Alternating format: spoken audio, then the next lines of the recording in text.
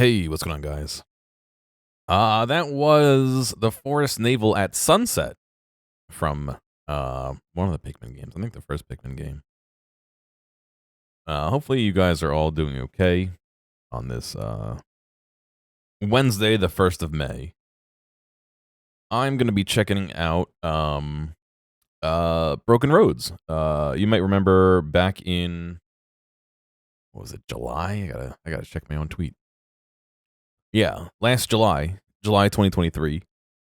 I had played the demo for this during I think it was one of those Steam demo fests, or they had emailed me, or I don't know. I played the demo back then. Um and I had been interested in the kind of they had like a morality kind of system that they were doing, um which was a big like moral compass with different areas and different like magnitudes that you could do for all the different moralities that they had. So that was interesting, and I don't know, I like the little turn-based games. So um, they had asked if I wanted to do a sponsored stream, and here we are. So it should be pretty good. They did ask me to play a specific morality, which I'm cool with. And oh, the poor. I've been communicating with the marketing manager, the social media marketing manager over at Tiny Build about um doing this, and I had many, not questions, but I wanted to make sure all the I's were dotted and T's were crossed. So unfortunately, I did ask a lot of questions, but you know it's working out. We're here, so um I'm going to launch the game here, and then we'll get going. Let's see. I need to hit this button, hit this button, hit this button.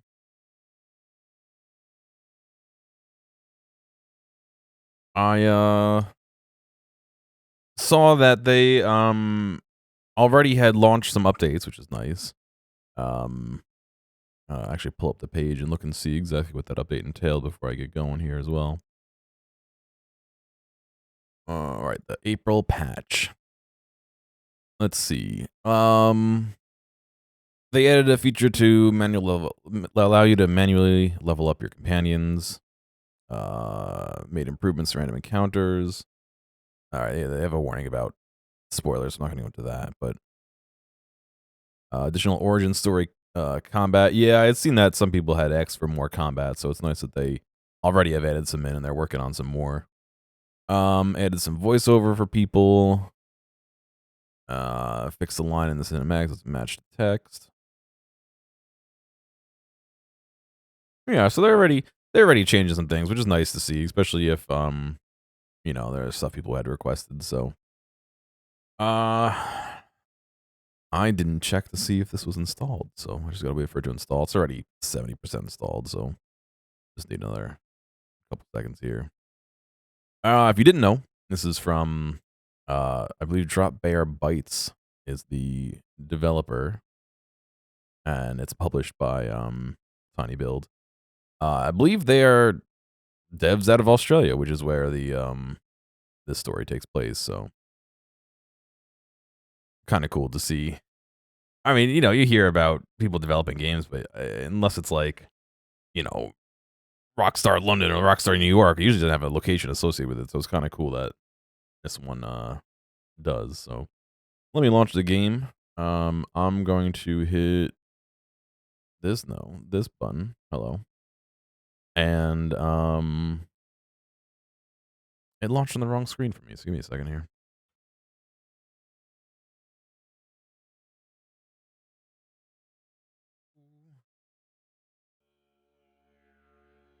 Want to see something funny? It launched on my vertical screen. Let's see.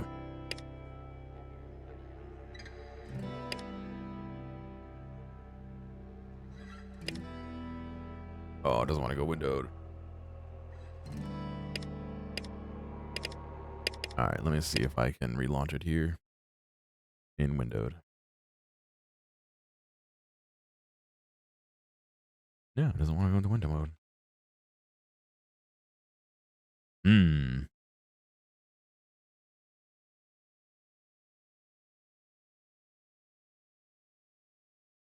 Always good to have a live troubleshooting stream. What's going on, House? How you doing?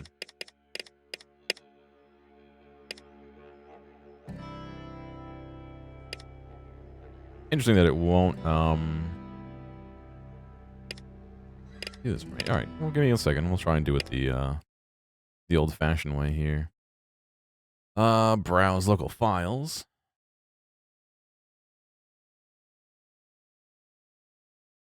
And let's see. What's going on, Where? How you doing?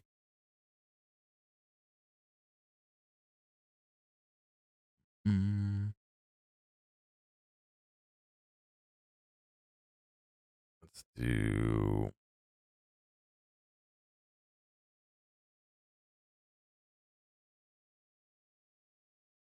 Broken roads. Broken roads.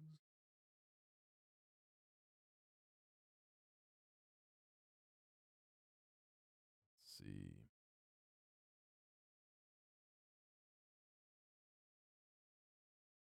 Let's see. Blah, blah, blah. Just looking through some of these. Current resolution. Full screen windows. Let's do window. Full screen. False. Let me save that. And let's see if that changes anything here.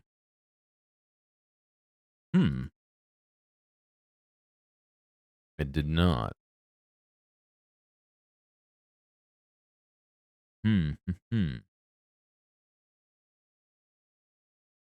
Well, I may push this off if I can't fix this, but let me at least try and fix it here.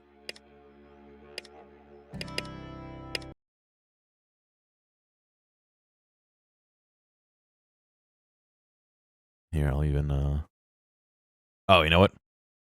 Did I edit the previous log? Hang on a second. Yeah, it's opening on the wrong screen. I can't seem to get it to go into window to move it to the correct screen.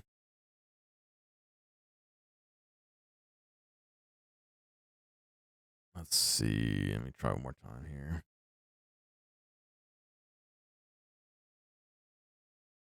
Yeah, it's still going into the full screen.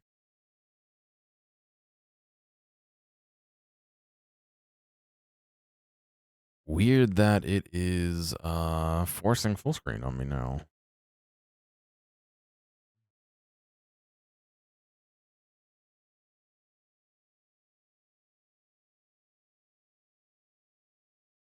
Excuse me, what if I do read only? No, it still doesn't want to go not full screen.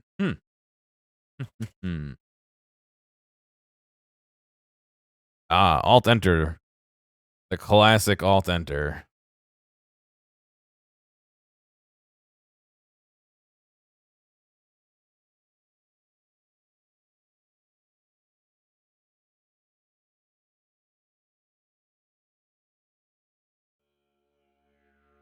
There we go. All right.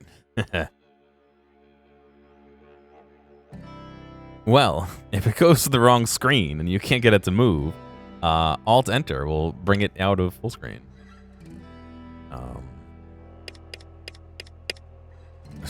Show. I like seeing that. I'm gonna do show unavailable moral choices. Moral compass movement preview. Sure, that's nice. Because what it does is it shows you the compass and it shows you where it will be depending on what certain actions you take. Noongar calendar. I don't know what that is. Always successfully flee. Interesting.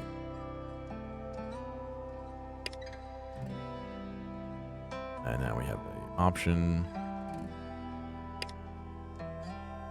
Cool.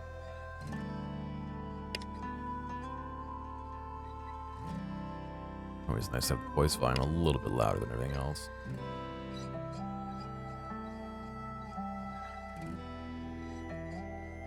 No, I don't have my entire stream chat history at once. On one monitor I have OBS, which the top half is my preview and my network stats. and the bottom half are both chats, my sources, my scenes, my controls, my multiple output settings, and my audio mixing settings. And at the screen, I usually have Discord on the bottom and Twitch chat on top. However, right now, I have an email that has information that I need to know, and Discord on the bottom. So, okay, I think I'm happy with that. So I'm gonna hit new game. They thought ending the world would end the war. That much was passed down. Everything else has been lost. When the bombs dropped, 80% of Australia's population was wiped out, just like that. Those who weren't immediately vaporised carried the radiation inland, poisoning all the pretty places they crawled to. The desert swallowed the rest. Despite it all, we survived. We rebuilt. We even formed strong enough allegiances to have wars of our own. But these wars were of disease, of hunger, of people who'd forgotten the sacrifices that have always been made beyond the steady glows of the cities that now choked with dust. Our great-grandparents made it. We will too. All it takes to thrive in this new world is guts, grit, and hard yakka. That's where you come in. I think there's a glossary of different slang, but I'm not 100% sure. Considering not all the slang that they use in Australia is used over here, so it'd be helpful for us. Like I mentioned earlier, they've requested I play a hired gun humanist, so I'm assuming origin is hired gun and morality is humanist, but we'll get there when we get there. But I do want to check them all out as we go through this. So, hired gun. You grew up with a gun in your hand. If you wanted to eat, you shot what your parents told you to shoot. Starvation is a powerful motivator. It was that simple. They hired you out when you were in your teens, telling clients that a hungry kid shoots better. After a few years, you worked up the courage to run away, and you crossed the outback to make a new life for yourself. You've even earned a bit of a reputation. That's why you weren't surprised when you were offered the possibility of a long-term gig with the Scouts at Bali Bali Hall.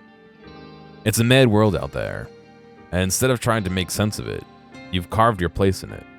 You'll be damned if anyone thinks you'll just quit. Oh, I'm gonna take a look at the other options, yeah. Attribute bonus, awareness +1, strength +1. Starting skills, shooting mastery +10.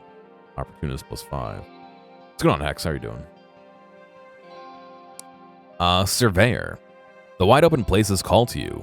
They always have. You spent nights under the stars as a child. Your parents teaching you about constellations, the planets, and the animals. The first time you learned how to use a compass, you were hooked. You took off from home young to explore the trackless wastes. It was only a happy accident that you discovered you could make some serious coin by telling people what you found. You love the thrill of discovering places that fell off the maps, or finding towns that have sprung up since the fall. It's almost as good as getting paid when you tell some new client what you found. The world is a treasure waiting to be found. You're just the map maker to reveal its secrets. Awareness +1, intelligence +1, vigilance +10, hunt +5. So there's a punt system. We kind of discussed this when we played it last, but it's kind of like a you take a the description does it. You take a chance challenge of something that's beyond your usual capabilities, and you can use the points to help sway that in your favor. So I'm sure we'll discuss that more when it comes up. But Barter Crew. My landlord just dropped something upstairs. You spent your earliest years riding the back of a barter cruise wagon, traveling all across Western Australia, from Boddington to Bonnie Rock. You've seen thousands of deals go down. You learned to haggle with the best of them when you were knee-high to a quokka. How do you say that? And by the time you were a teen, you decided that maybe it was time to make your own way. You've got a head for numbers, an eye for trade, and a tongue keen for speech. Nothing makes you happier than driving a hard bargain. It's been a hell of a ride. You get your way. You'll hunt down every opportunity. You get your way. You'll hunt down every opportunity in Australia. Charisma +1, Resolve +1, Leadership +10, and Biology +5. And the last one is Jackaroo. You were a lost pup. Your parents ditched you at a remote location when you were an infant.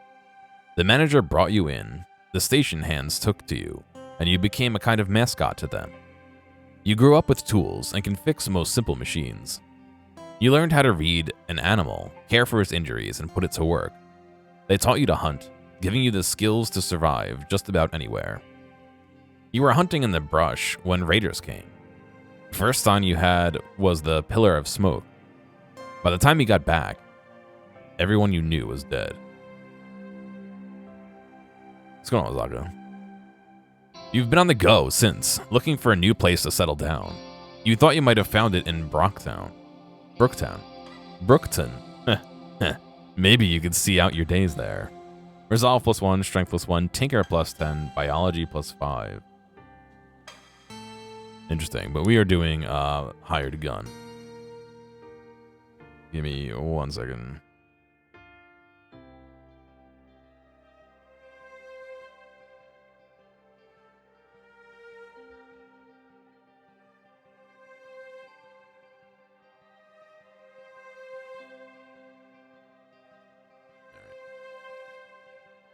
So we'll do Hired Gun. Appearance. Let's see.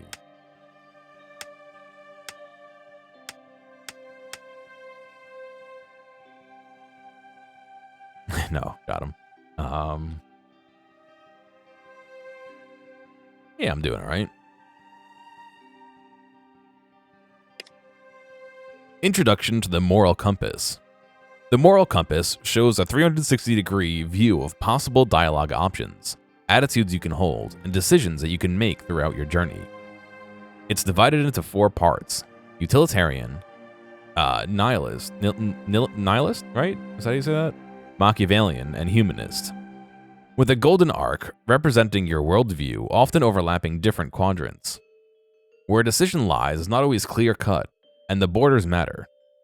It's entirely possible to be a utilitarian focused on the greater good for all, which will suit options in that quadrant close to the humanist border.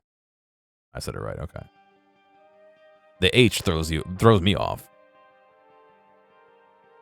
Nihilist.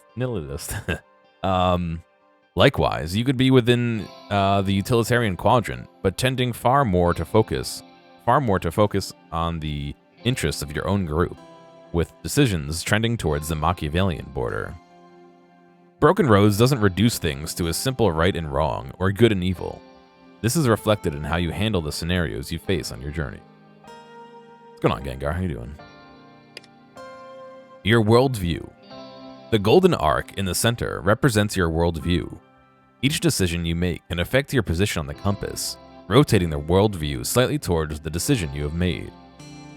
At the center of the compass are the brightly illuminated areas of moral tendencies, which allow your character to make lower-level moral decisions or expressions of the ideas that would otherwise fall outside their worldview. Doing some painting? Nice. Note that the further a decision is from the center of your worldview, the larger the impact it'll have on shifting it. Plus, the more decisions you make close to the center of your worldview, the more narrow-minded you will become, allowing you to make higher-level decisions. Conversely, selecting a wider range of choices will make you broad-minded, often allowing more options, but making certain higher-level decisions and moral traits, perks unique to characters of a particular alignment that can affect dialogue or combat skills, unavailable. So it seems like this arch can swing and I guess grow or shrink depending on how you answer questions, as well as these little quadrants in the center, potentially. I see there's a little difference in height between these two, but I guess we'll see as we play. The 4 moral quadrants. Humanist. Each person's dignity matters most. I choose all the meaning, and thus what matters. But, I choose all meaning, and thus what matters. But what is inalienable is that every person has worth. For the humanist, each person's dignity matters most, simply through existing as a being, experiencing the world. So this is the path I'm gonna do, is the gunslinger humanist. Utilitarian. Everyone's happiness combined matters most. The greatest good of the greatest number. I believe that everyone's happiness combined matters most, and thus can justify causing harm or suffering depending on the outcome. Machiavellian. My group matters most. The end justifies the means if it favors our pursuit and maintenance of power. As a Machiavellian, my group matters most regardless of the cost to others. And Nihilist. I matter most. Given there's nothing outside of each individual human experience, nothing ultimately matters, and that doesn't bother me. Thus, for the Nihilist, I matter most. So, it looks like humanist would be the opposite of utilitarian. So, less so everyone's happiness combined and more of the individual's happiness, or well-being, or dignity, or however you want to frame it. You get picked up as a job to escort a captured thief. Right, so this is like the litmus test that you would take to kind of get you in the right quadrant. I'm going to be picking, again, the humanist, but you just picked up a job to escort a captured thief. You get to talking, and he tells you the sad tale of how he came to be captured. Not really? No?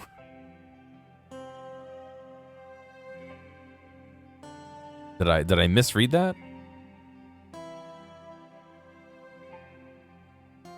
The group matters most. Individuals matter most. No? We'll figure it out as we go. Sounds like he was not really the perp, and actually makes a pretty good case for his innocence. He begs you to free him. Humanist, let him go free. You'll argue the case and at least prevent an innocent man from enduring mob justice. There'll always be more jobs on the track.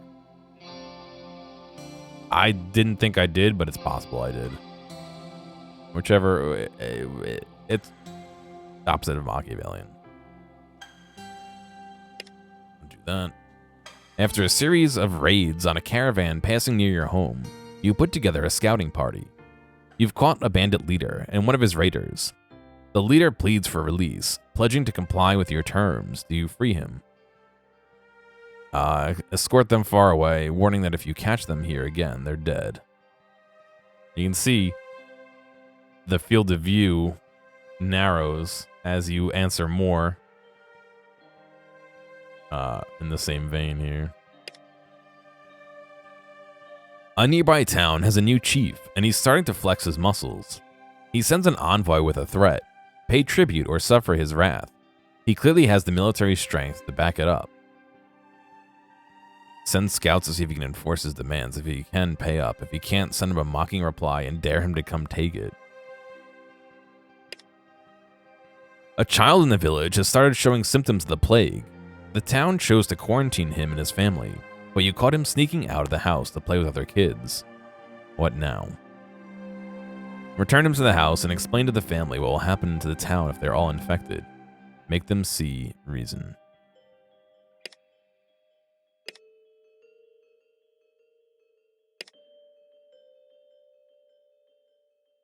Interesting. I wanted to check to see what that did, but it... Oh, I see. It changes that, but I already had answered these questions. Hang on a second. Let me go back through these real quick. All right. You've been captured by people who clearly have gone mad, finding yourself in a pen along with a dew farmer you've met before, a mercenary stripped of his weapons, and a terrified young family. The captors assemble a massive pyre, indicating their intent for a twisted sacrifice. Noticing a guard's distraction, you're certain you can escape on your own, but every person you bring with you increases the chance you'll get caught. Get the family out first. The other captives should be able to handle themselves. You discovered a cache of pre-apocalypse supplies in an abandoned farmhouse. You can't carry it all back on your own, so you enlist a few friends from town to help. When you return to the cache, you find a group of emaciated scavengers in the process of looting the place themselves. Do you let them take the supplies? Let them go, they're starving, and clearly need the supplies more than you do. Plus, they had no way of knowing you found them first. Alright. Alright. Attributes and skill trees. There are 6 attributes in Broken Roads. Strength, agility, resolve, awareness, intelligence, and charisma. Attributes are the basis from which skills and other statistics are derived. Each skill tree's starting values are calculated from 2 attributes. Fortitude, strength and agility, temperance, resolve and awareness, and wisdom, intelligence, and charisma. Each origin story comes with unique bonuses. For Hired Gun, those are +1 strength and awareness for a minimum of 2 in each attribute, +10 shooting mastery, +5 to opportunist. In the example to the right, with 8 in resolve and 13 in awareness, all skills in the temperance tree start off with 21. Shooting mastery has a bonus of 10 from Hired Gun's background. So 8 plus 13 is 21. The punt skill. One of the unique skills in Broken Roads is the ability to have a punt, essentially taking a risk on something uncertain. Your player character has a pool of punt points, PP, that they can draw on if they need to attempt a skill and check if they fall short of, or if they want to increase the accuracy of a particular attack in combat. Punt is derived from charisma, plus any additional points added to the punt skill. Each additional skill point doesn't directly equal 1 additional punt point, however. Skills attain different effects whenever a threshold is reached. In this example, the character has a rank 2 punt skill. So rank 2, increasing their punt from 32 to 50. Would place them at rank 3, I see. So they're at 32, up to 50. I remember in the demo not really fooling around with this too much, so we'll have to take a look and see more about it.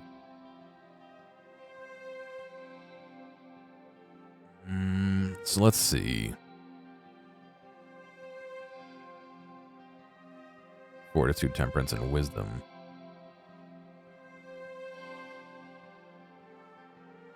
Strength, power, and energy affects melee damage, health points, movement points, and intimidation checks. Agility, reflexes, and speed affects action points, movement points, initiative, armor, crit chance, and dodge. I think it was in the demo, but it might have been limited. I'm not sure. We'll have to try it out. I don't remember. Resolve, endurance, and toughness affects health points, damage reduction, and resistance to certain conditions. Awareness, perception, and insight affects range damage, accuracy, critical hit chance, dodge, and helps avoid ambushes. Intelligence, wit, and intellect affects action points, initiative, intimidation checks, and resistance to certain status conditions. Charisma, charm, and appeal affects the number of punt points and persuasion checks. So I think with a gunslinger, I'm going to put a lot of points in awareness. Let me do... I mean, he's all up to 6 here. I had an extra intelligence, an extra resolve, and an extra strength. We'll see if that is a good idea or not. Shooting mastery. Looks like we just hit the threshold for that second one. Make every shot count for you, not them. Bonus damage and accuracy, critical hit chance while wielding a ranged weapon. Increases the accuracy of ranged attacks by 0.5 per point of shooting mastery. Yeah, it definitely seems like the threshold is important for these. Characters gain 10% damage with ranged weapons, so I could get up to 50.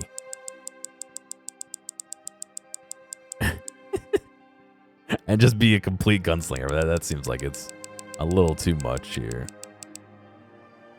Melee mastery, I'm gonna probably not do much of that considering we're doing a gunslinger. Shrug off damage like a brick shithouse. Assume a defensive stance, gain immunity to being flanked until the character's next turn. Active ability. Assume a defensive stance, reducing incoming damage by 0.5% per point of Barbican? Barbition? Wow, I can't talk. Ends the character's turn. Unspent AP reduces incoming damage by 2% per point remaining. Opportunist. Help yourself to a free swipe at an enemy during a runner. Chance to make an attack on enemies moving out of melee range. Opportunist starts with a negative 50% penalty to accuracy. Yeah, that doesn't sound like this goes well with a gunslinger.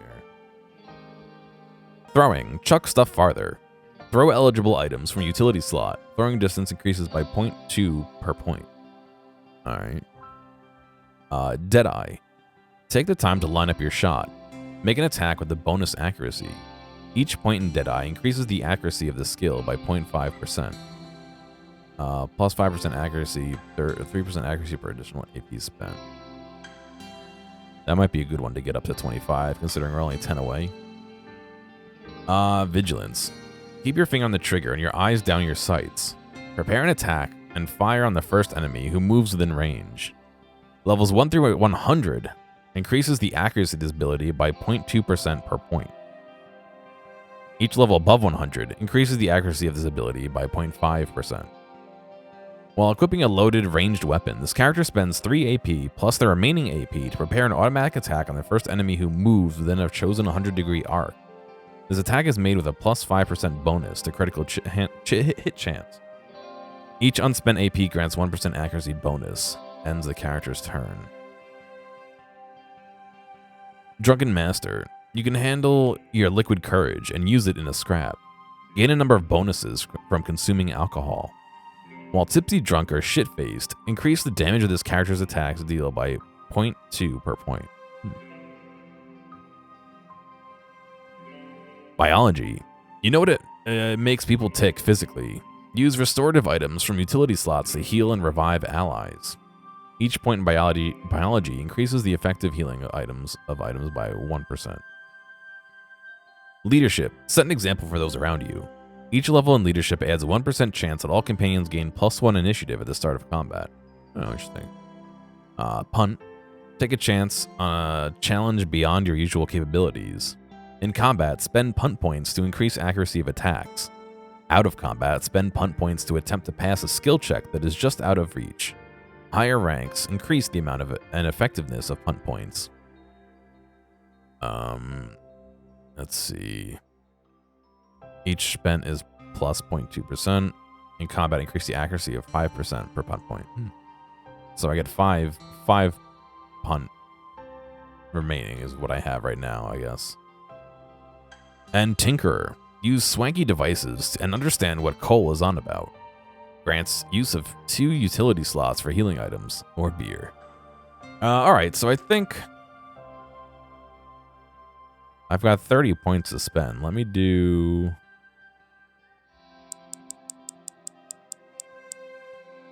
I'm going to get Vigilance up to 25. I'm going to get Deadeye. And I think Leadership, if I have enough here. I don't think... Oh, I have just enough. A little bit of eggs all in a basket, but I think that's what I want to do. That way I get to the rank 20, or the next rank in 3 different things instead of kind of being spread out.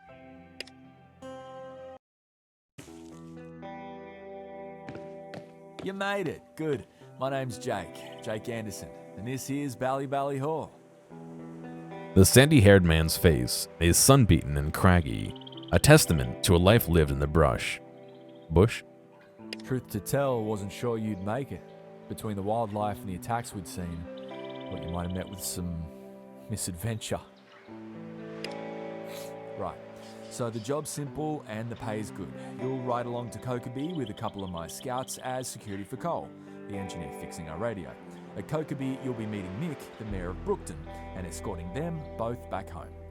I remember this from the demo, yeah. It's an easy job, not expecting much trouble, but better safe than sorry, yeah? Let me introduce you around. Ella's over here, she's my second. My cousin too, her and her sister Mad, who's keeping watch from the crow's nest.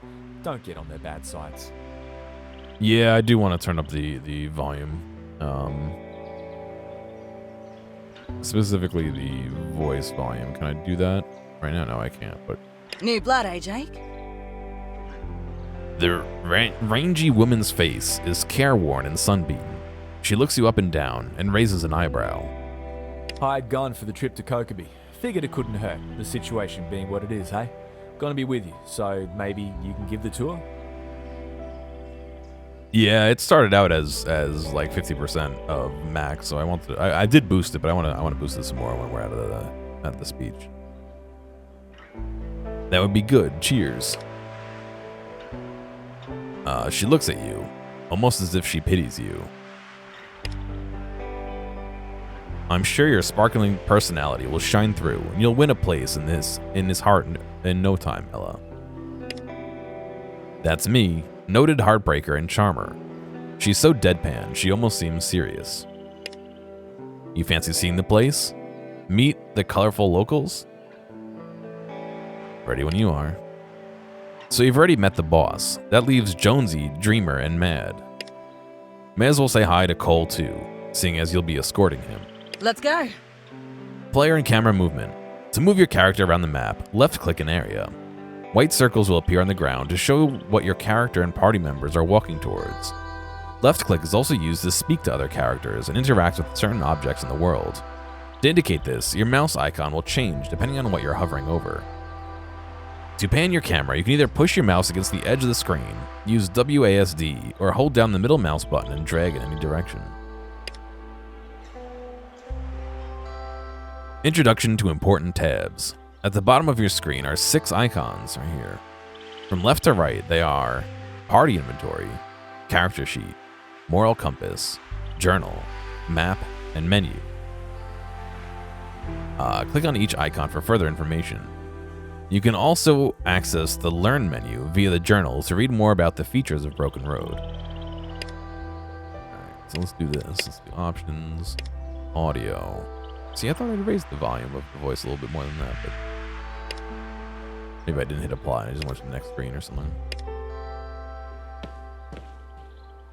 I can't talk to her because she's in my party. Okay. Who's this? Ella calls out as you near a young man elbow deep in a pile of electronics. Oi, Cole. Who's this thing? The gangly young man hurriedly wipes his hands on his overalls when he sees you. His one overall. His carrot orange hair flops over his eyes as he gives you a broad grin. Who's this then? Cole, meet your new protector. We need extra muscle for our trip to Brookton, given Jake and Jones here headed down Alderside way to see why they're so quiet. Hired this one on to keep an eye on you.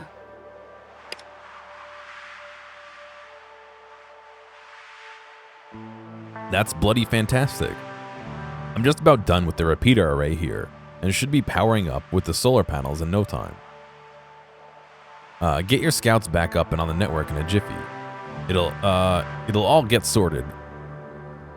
Oh, okay, yes, this is how they do it. Under control or organized. Once I can hit the market in Kokeby and... She holds up a hand. Study there, Christmas. Redhead. Also see Ranga. I was just making an introduction. One thing at a time. You raise Alderside yet?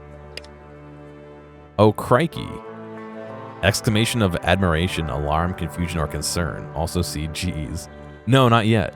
That's why I mentioned Kokeby. See, your modulator is shot, broken, and I don't have a spare, so it's a good thing we're heading up there.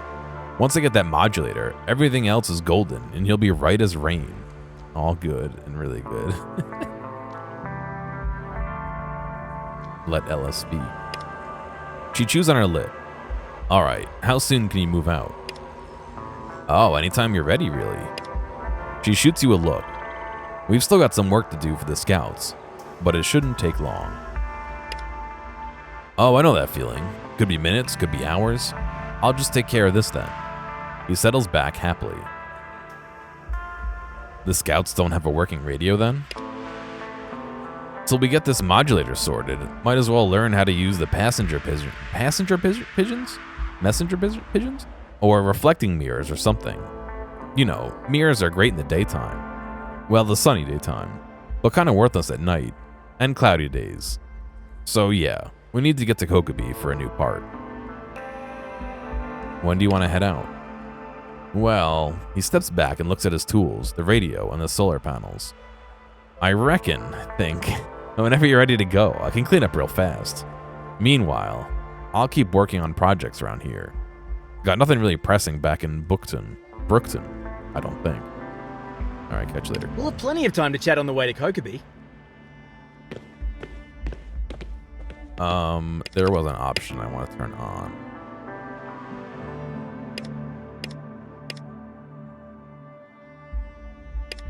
Alright, that's what I want. Okay.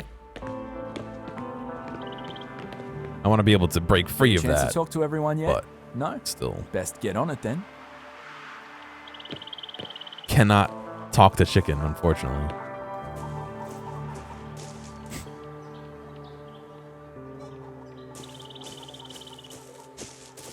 That was one person. Yeah, I got all of them in that. Nice of the scouts to have a place where they can go to let one rip. Just make sure you're unaccompanied. I don't think that's what that's for. Entering a compost war era.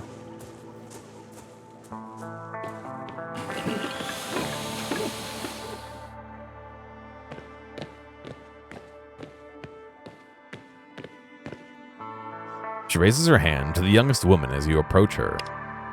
Dreamer, give the fresh meat a wave, will ya? She looks up from her work, concerned. Fresh meat? For dinner? You know I gave up human flesh, Ella. She gives you a wide smile and sticks out her hand. I'm Mishti. They call me Dreamer. You, used to eat people? She bursts out laughing. Just pulling your leg, mate. Never eaten human flesh. Well, yet. Pleased to meet you. She feigns shock. Oh my, I haven't seen manners like that since I left, Meriden. You're a beacon of civilization. She beams. Mate, it's a pleasure to meet you. Working with these Deros all day could be tough. See, that needs, is that an English word or an Australian word? Deros, Derros.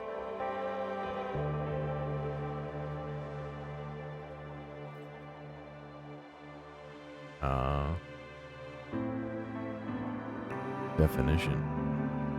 Dero, a slang Australian term for a disheveled and unkempt person. So it is Australian. Where's my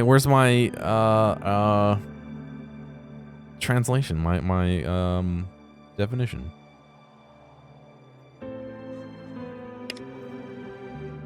As she growls, Deros, you chose to join the Scouts. You're as dirty as the rest of us now, City Slicker. It's clear she's got a soft spot for Dreamer. Anyway, my job here, such as it is, consists of two main gigs. What I do best is convince people to save their bullets. I defuse fights, make sure people get along, keep their blood inside their skins. The other job, cleaning up this mess. The way you describe your job makes it sound like you're a negotiator. She beams. Exactly right. If we were looking to get civilization rolling again, we can't just settle our problems by making more corpses. Not, mind you, that some people don't deserve to be slapped around. She tries, and mostly fails, to put on a fierce face, and I'll be right there to hand some slaps out. What does cleaning up this mess entail? This whole place looks pretty messy. She casts an eye around the yard. You're not wrong, but you should have seen it when I got here. These people are great scouts, bloody fantastic in the bush, but not as organized as they should be. She accentuates her words with a half shrug. We'll get it done in the next few months, I bet. How'd you wind up out here? Oh, that's a story all on its own. Are you sure you want to hear it? Sure, let's have it. You asked for it. She settles back and strokes her chin. All right, picture a young Mishti growing up behind the walls of Meriden.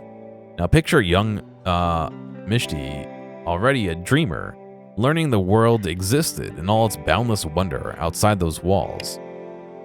Now, she wasn't a bad kid, but she wanted more out of life than the city could give her, so she took every opportunity she could find to learn about the world. At age 8, she decided it was time to see it on her own.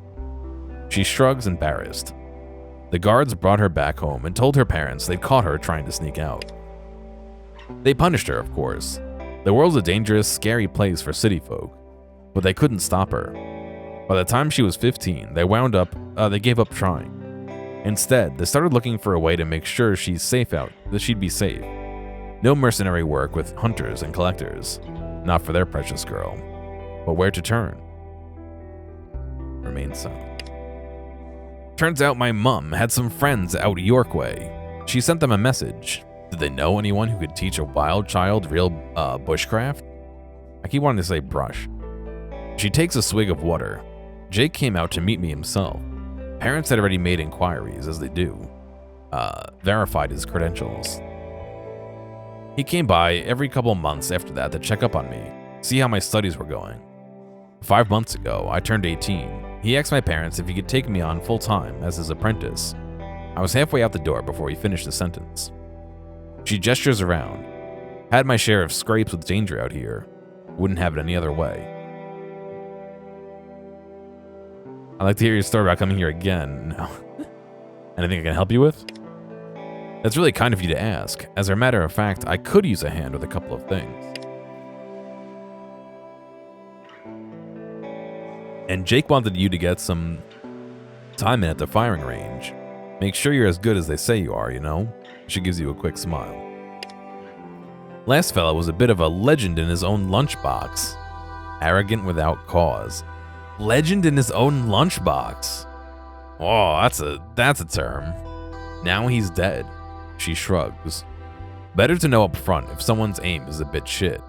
Corpses aren't so great at self-improvement. She turns around to survey the encampment. Let's see. Jake wants you to get your gun warmed up. Then I need some scrub cleaned out of the paddock and a tub filled with water. Easy peasy.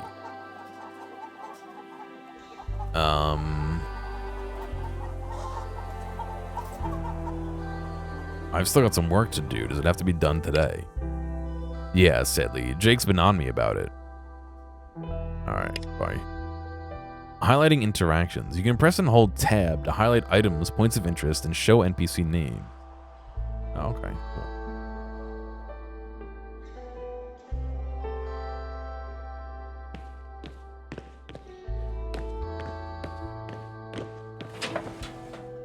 What do we got? Bali Hall supplies. Mushrooms. Hunting knife. Is this stealing, or can I just take these? Or scrap? No, I guess they're mine. Let's see. Stranger. Oh, yeah, stand in front Name's of the Jonesy, gun. mate. Who are you? The tanned hooded man is busy cleaning a gun as you approach. He looks you up and down quickly, professionally, and back to his weapon. Jake hired him to give us a hand on the way to Kokobee. He's pretty new to the life. Got tips for him?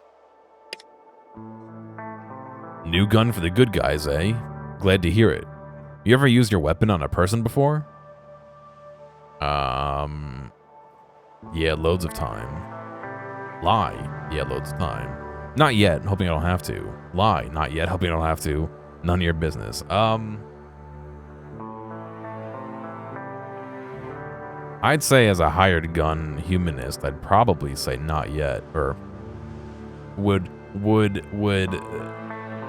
have one, but not use it if he could avoid it, you know what I mean? Not yet, hoping I don't have to. Bad news, mate. You chose the wrong line of work for that, especially if Jake hired you. Means he's worried about something. He looks you up and down more carefully, but he wouldn't have done it if he didn't see something in you. So, my advice is this. Time comes to throw down, don't blink. None of the Deros out in the bushwood, it's them or you. I made the mistake of trying to be kind once. He pulls down the top of his shirt to show a nasty scar running across his chest. Here's how she repaid me. He shakes his head sadly. When they've sunk that low, the only hope for him is hot lead. All right, so now we have a choice here: humanist or utilitarian. So we can stay in our humanist world, or we can slightly shift our view towards utilitarian, or we could do neither. We'll stick with humanist. Surely we can find a way to help them. He scoffs. I like your idealism, but let me tell you from hard years of experience, it's gonna get you killed. Believe me, out here you act fast or die slow. Hate to ruin this heady discussion, but I'm supposed to keep squiring our friend around. You and Jake are headed back to Brookton after Alder's side, yeah? Yeah, gonna swing by and see me old man. Gotta update him on the kill count. Building a fearsome reputation. Kill count isn't really necessary. Kill count, sure, if that's your thing. Gotta break a few eggs to make that new world cake.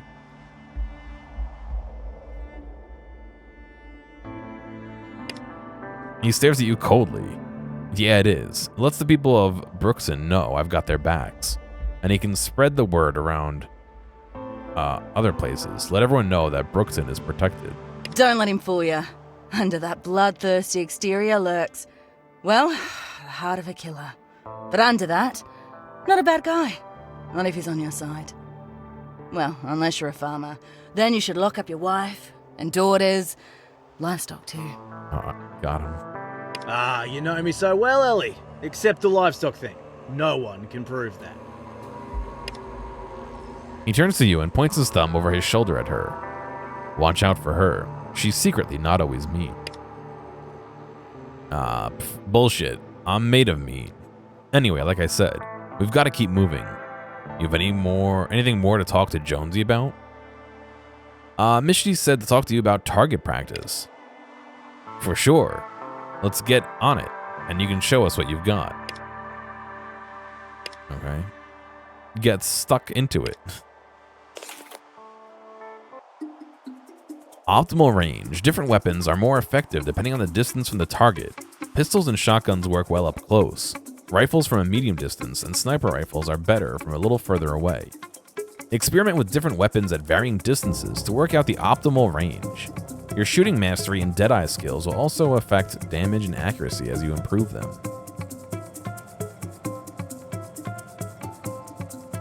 Alright.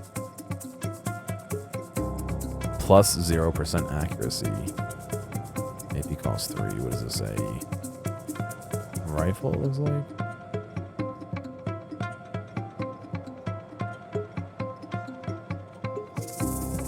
So we got a 49% chance of hitting either one of them. At 3 AP, where is my...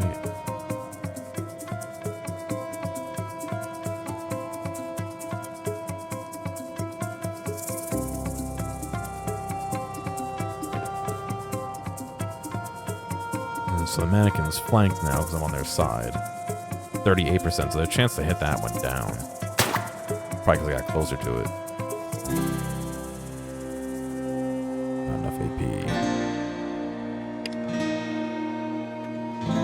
So how do I get...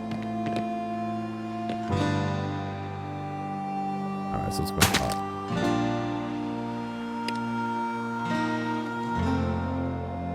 %79%. Maimed, minus 12.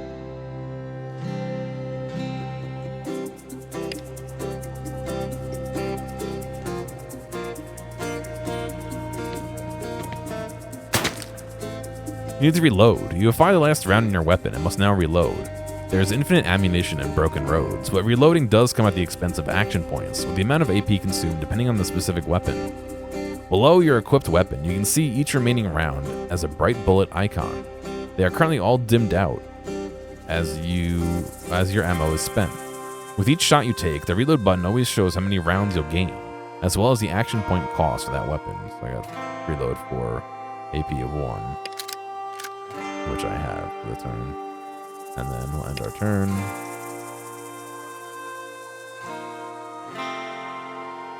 So they must be in some sort of cover.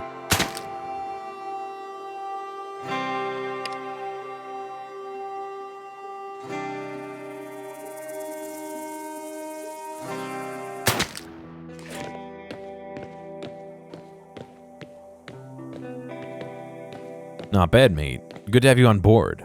Hey, Ella, you might not be the resident sharpshooter much longer. She says nothing, but gives Jonesy the most tired of your shit stare you've ever seen. Haha, she's such a charmer. Alright, let's keep moving here.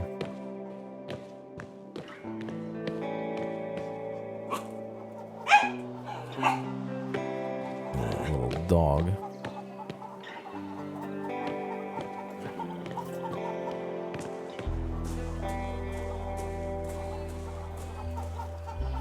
Narrator.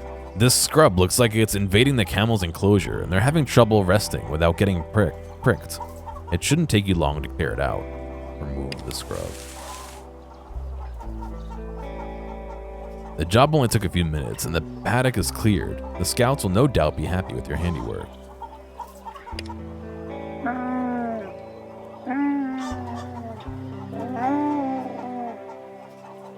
I never thought about that sound a camel makes.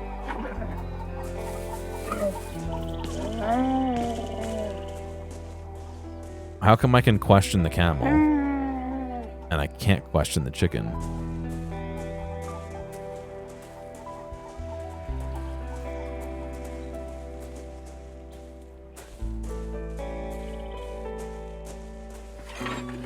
Let's see.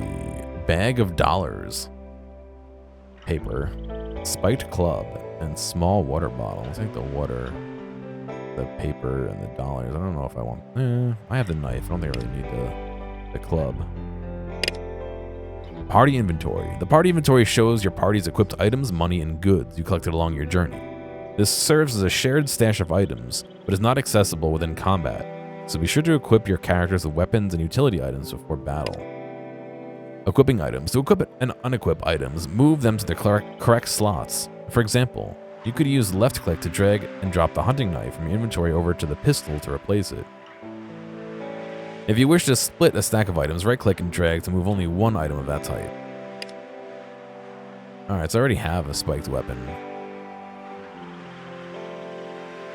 3 to 6, 4 to 6. Average damage, 12 to 14. Range, 0 to 2, 0 to 1, 12 to 14, 0 to 14. Optimal range. Attack 3 AP, attack 2 AP. Interesting. Alright. And then she's got her sniper and her knife. Oh, I got a beer, Drop Bear beer. A 375 milliliter sip of heaven that also increases initiative in combat. Somehow. Alright, we got more people to talk to.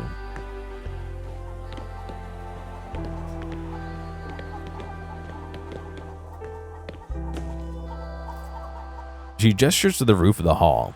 Look up there in the crow's nest. That's my sister, Mad. She'll be staying behind when the rest of us range out on our jobs later. Mad. New hired gun. Going to be coming with Mishti and me to Kokobee. The woman in the watchtower wears drab brown clothes, loose and comfortable. Her face is hard, her build muscular. She looks like she wrestles with ruse for fun. She scowls down from the makeshift turret. They ain't defined what the slang of ruse is.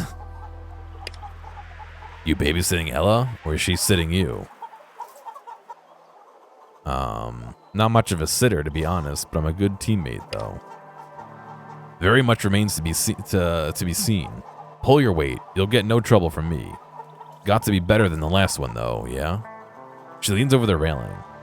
Ella, don't stick your neck out too far this time. She snorts.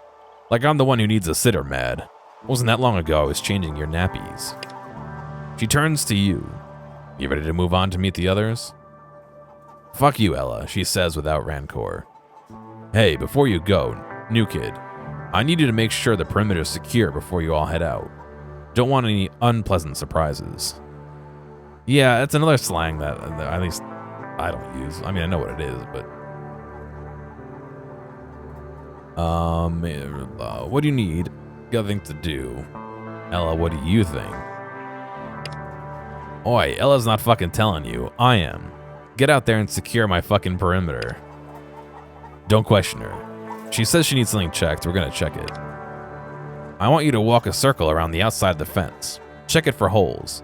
If a dingo can fit through, call it out and we'll patch it up. No need to get your precious hands dirty. Just need your eyes. I don't mind repairing it. She sniggers a bit. You don't have to be so eager, mate. We're no strangers to hard work. All I need is your eyes. Besides, don't you have a Kokobi run? Get this done and you can head out. She settles back in her chair, eyes scanning the horizon. That's all we're gonna get out of her. Come on, let's go. You can't win. No matter what you say, she doesn't like it.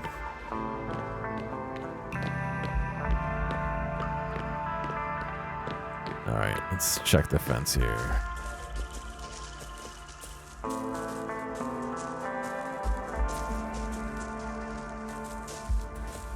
Not a bad spot for a corroboree. Corroboree? Oh, is that how you spell corroboree? Oh my god, I cannot talk. Corroboree.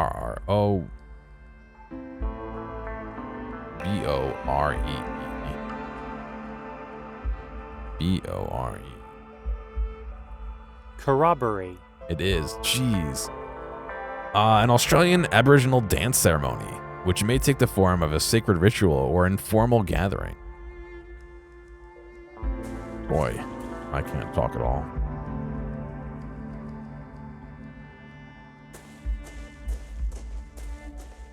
Or read it all, excuse me.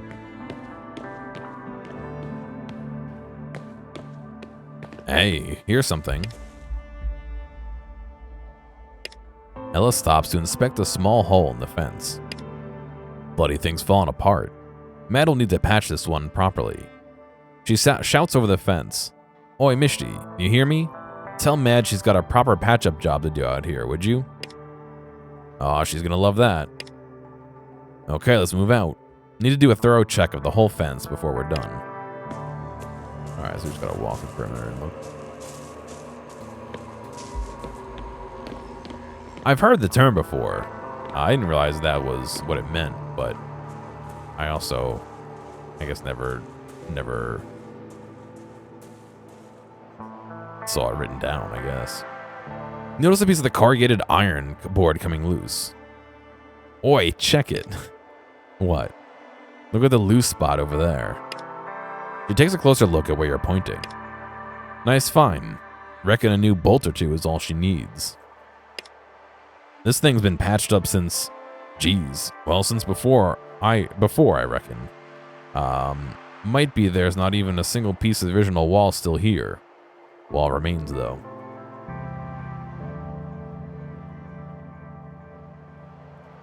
Makes you wonder where they're getting all this corrugated iron from. Let's keep moving.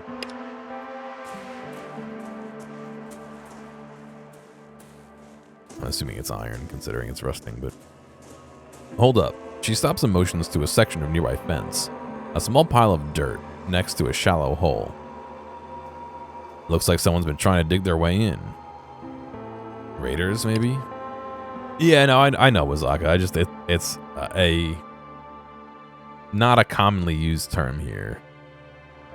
Raiders? She can't keep from laughing. Mate, nobody comes looking for shit here. These are fucking dingoes trying to make their way in.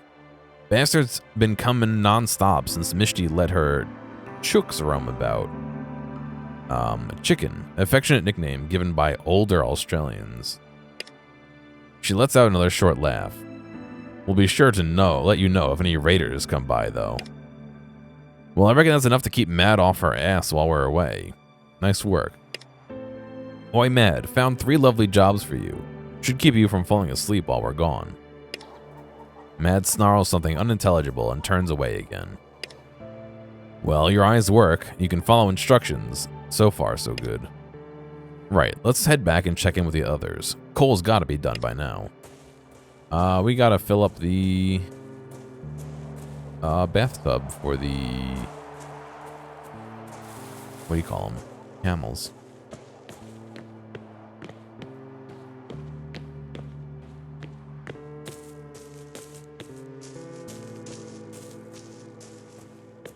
How uncivilized? Well, I mean, it is post-apocalypse, so you're a little limited on what you get.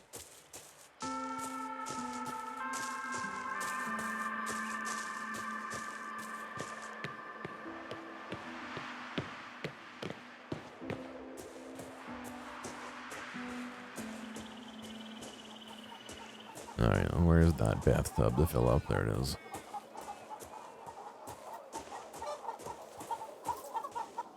There's only a small amount of grimy water left in the tub. Those camels are going to need something to drink, and soon. Fill the tub with fresh water. You quickly fill the tub, providing clean drinking water for those noble beasts. You're already a real hero. Alright, that would be all the things that they asked us to do. If I remember correctly.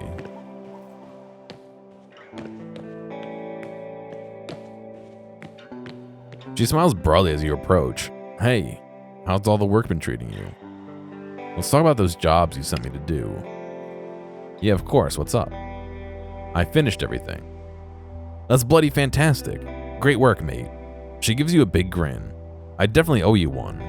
Remind me at the pub later on, would you? Here you go. You've saved me a lot of trouble. One small water bottle added. She smiles broadly. Anything else today? How's life here at the Scouts? She breathes out a happy sigh. Bloody fantastic is what it is. No city walls, no neighbors, just clean fresh air and the wind for company. I don't have to worry about manners or embarrassing or not embarrassing Mum. I'm in charge of my own life and get to make my own rules. It's freedom is what it is. Ella snorts. Not so glamorous as all that. The shine will wear off soon enough, kid. She glances around. Unless you're carrying a torch for some other scout. She blushes deeply. Oh, please. What's going on around here? Anything in the bush I should know about? She shrugs. Get the odd bush ranger here and there. Disputes between farmers. Some strange buggers wandering in from the wild. The drought's really making people desperate. Nothing we can't handle. You'll be fine. What's the best part about being a scout? She shoots a glance at Ella. The company? She smirks. Nah, I kid. It's being out here. Limitless possibilities, yeah? I'm still learning the ropes, mind you. Fresh as a lamb. Yeah, thanks for that. She turns back to you. But when I learn enough to manage on my own, I'm going to see if I can make my way across the Null Arbor? See what's on the East Coast. Her eyes go dreamy. I hear it's paradise. That's all for now. If this is as much of a mess as outside, you're not sure what. If you want to see what's inside, gosh.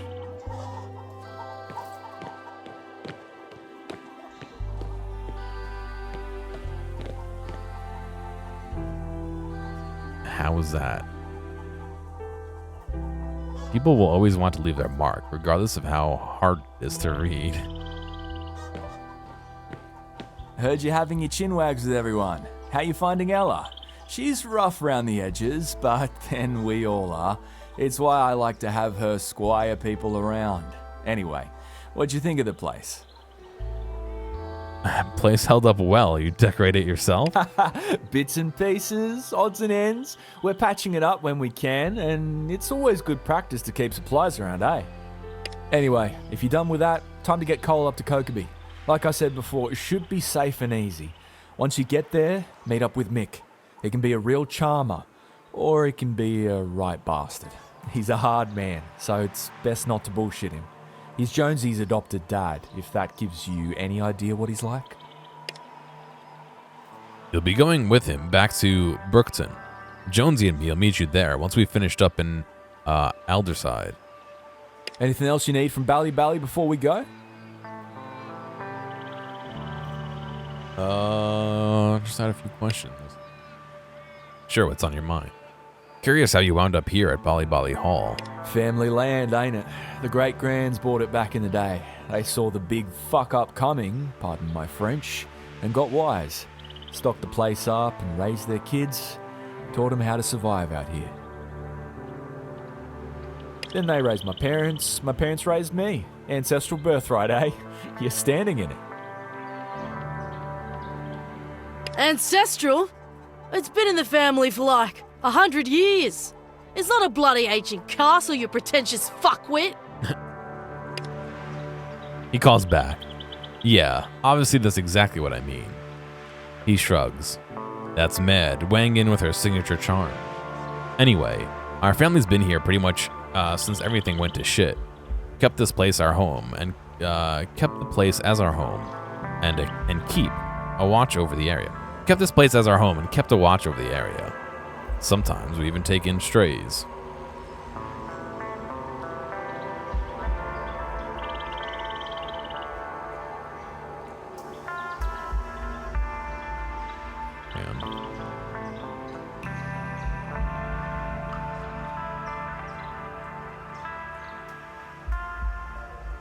How'd you come to be the leader of these scouts? After World War shit, my folks decided they might as well make themselves useful. Being a scout's family tradition at this point, and since I'm the oldest by a fair bit, I'm the one in charge. Then it's Ella, then Mad, though that one needs a little more time in the oven. Don't reckon she's got the right temperament for a leader, you know? Didn't you always say family business stays in the family, Jake? Fair dinkum. Real or true? Ella. But you know I'm right. He turns back to you. Anyway, that's why I'm in charge. Big, bright guy like me raises to the top, eh? Purely not the chance of being born first. What's your take on the area? There's plenty in the bush to fill your pants with piss. What with the snakes and spiders and scorpions. So many scorpions. A real shit ton. But nothing to worry about, really. Keep your eyes peeled, your ears open, shake out your boots before you put them on, and you'll be fine. You know what? I hear that there are some places in Australia that are really cool. And it sounds like a cool place to go visit. The potential wildlife does not enthuse me.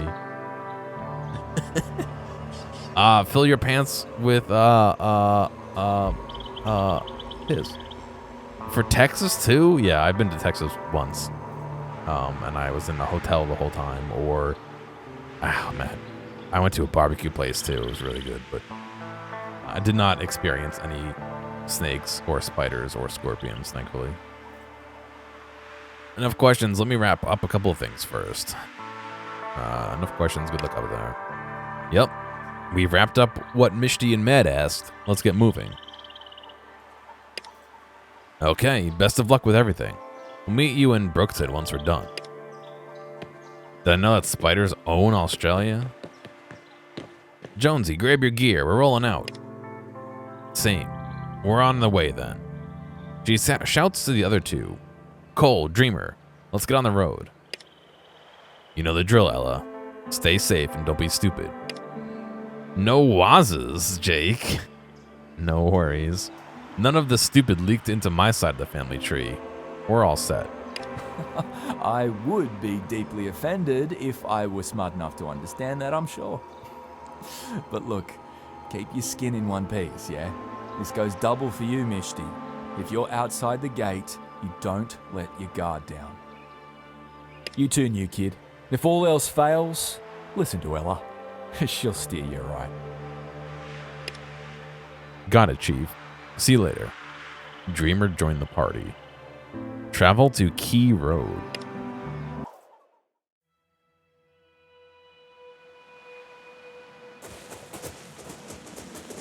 You're not even an hour from Bally Hall when you spot a makeshift cart in the road.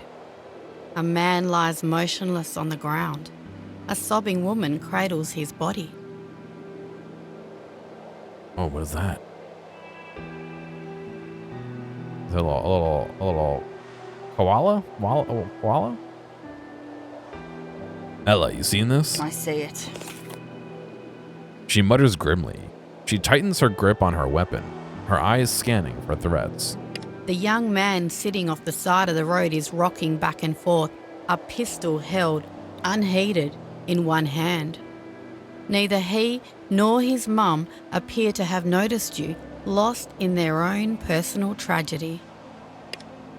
Things could get dicey. Hang back while we check this out. Without taking her eyes off the scene, she holds out her hand, gesturing Cole behind her. You got it, boss. Leveling up. Someone drank a beer. You've just leveled up. Open the character sheet to assign your attribute point and skill points to your character. Broken Road allows you to manually assign points to your companions, or have them auto-level up. This can be changed on the character sheet or in the gameplay settings menu. After each level up, your punt points are fully replenished. Ah, so that's how you get them back. Okay. Character sheet.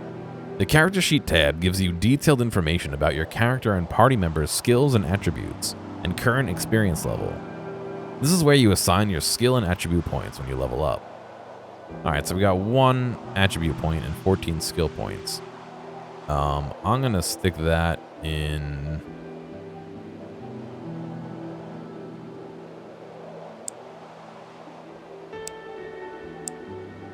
Oh, got you. It increases everything in the row by 1. That makes sense.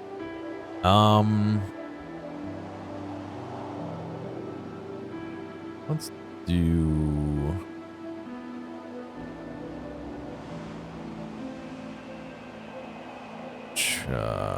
Charisma. If I'm not scared of spiders, now you will be. Not a fan of spiders. I wouldn't say I'm scared of them. However, I do not like them. Mostly because I don't know which ones are dangerous and which ones aren't. If I know which ones aren't, then I'm not really scared of them. It's easy enough to scoop up and put outside or something, but I generally don't fool with spiders. And we have 14 points to spend here. Let's see. I could level up a level of biology. Healing items. I could get leadership up a little bit more, up to 30. I could increase punt. Oh, maybe we'll increase punt to 25. Yeah, let's do that. Let me fool around with the mechanic before I do that.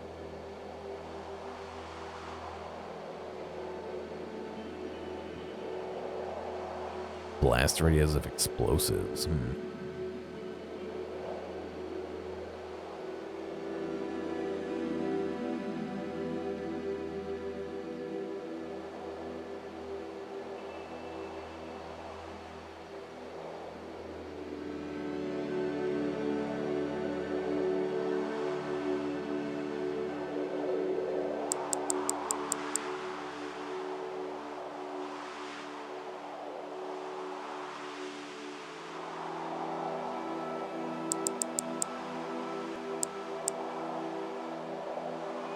I guess we're shooting good today.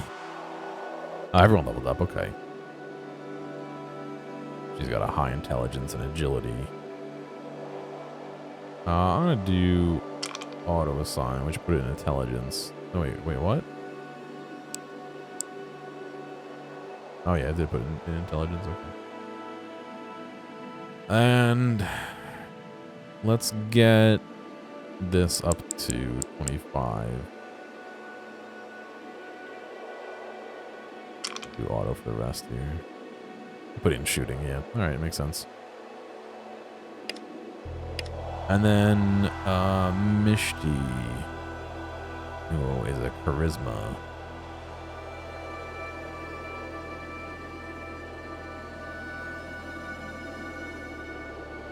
What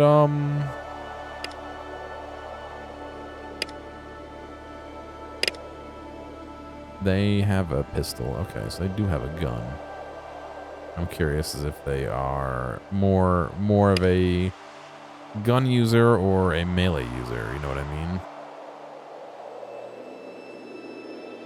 It seems like they have more awareness than strength. They have more shooting mastery than melee mastery, so we'll bump that up. And then we'll do solve. Alright. So let's take care of this then.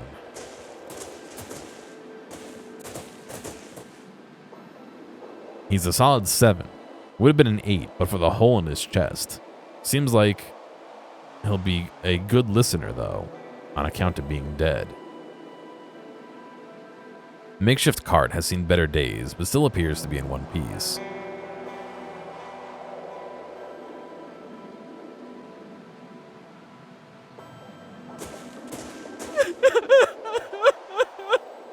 The emaciated woman is sobbing over the body of a man lying sprawled in the dirt. Bright blood stains his shirt and pools in the dust in the road. She doesn't look up as you approach, trapped in the world of her pain. Humanist, try and comfort her. Hey, look at me. Everything's going to be all right. Yeah? And what would you know? She looks up, viciously scrubbing her eyes with the edges of her sleeves. What are you even doing here? Why now? Why not before before? She sobs and shakes her head, pressing a bloody hand to her face. Her wedding ring glints golden through the gore. Say nothing. She gives you a look, then steps forward to take command of the situation. What'd I do to make her cry? I didn't do anything. Her companion or husband seems to be dead, which is making her cry. What can we do? She stares at Ella for a few seconds, as if to assure herself that the pale woman is real. My son, he shot Greg. Then he took the gun and... He's a good boy. I can't lose him too. What's your son's name? It's Will. Same as his granddad. It's Will. Dreamer, she gives you a brief smile, but the pain in her eyes doesn't diminish. Right, we'll go have a little chat with him then. She nods at the boy sitting in the dirt behind Let's the go. fence.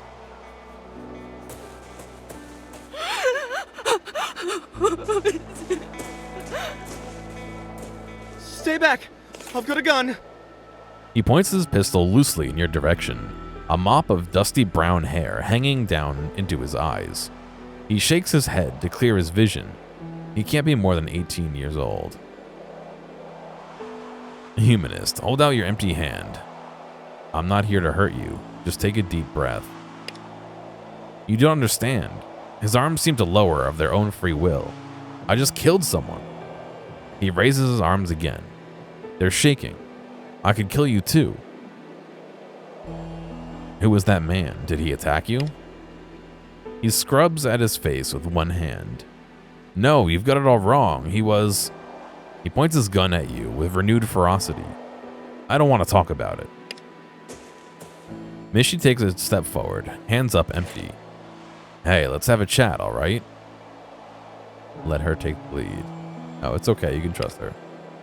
She says nothing, but you see her face relax ever so slightly. We've all done things we regret, right? One split-second decision, and it seems like it's all over. But it's not. You're still here. And that means you have a chance to make it right. You don't know what happened. What I did. He gestures wildly with the pistol. Ella's expression doesn't change, but she widens her stance. I killed him. My own dad, and all because he... You're not responsible for what your dad did, Will. Dad did, Will. Her voice is soft and sympathetic. No, it wasn't like that. He asked me to. He said he was holding me and Mum back, that we'd never make it to Meriden at this rate, so he asked me to make sure she makes it, and I shouldn't even be alive. Shoot him in the leg. Reach out a hand to stop him. Wait. She won't make it if you're dead. You know that, Will. His hands tremble, then his arms. He drops the pistol and slumps to the ground, his head in his hands. He'll be safer without that around for now. We done here? She picks up the pistol, checks the cartridge, and tucks it into her belt. Can we leave them some food and water at least? She shakes her head. You can. Just do it fast. We're moving out. He doesn't react as you put a couple of water bottles and 2 sets of rations next to him. Take care of yourself so you can take care of your mom. He looks up at you, lost and alone. Then he cracks one of the bottles of water open and takes a sip. You better not keep Ella waiting.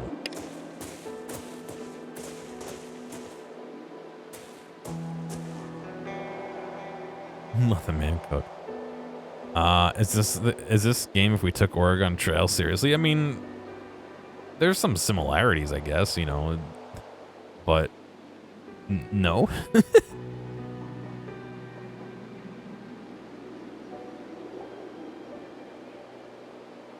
Hey, she stops you with a gentle hand on your arm. You did good back there. It's nice to meet someone who's willing to believe that a bullet to the head won't solve all the world's problems. Maybe they'll be in a position to repay the favor. Sometimes we make bad decisions, but it doesn't mean we have to keep making them. We're all just doing our best out here. If saving 1 life means saving 2, it's definitely worth doing. Damn straight, and we did good today. All 3 of us. She grins at you, then removes her hand. Let's keep going. Is bogan slang too?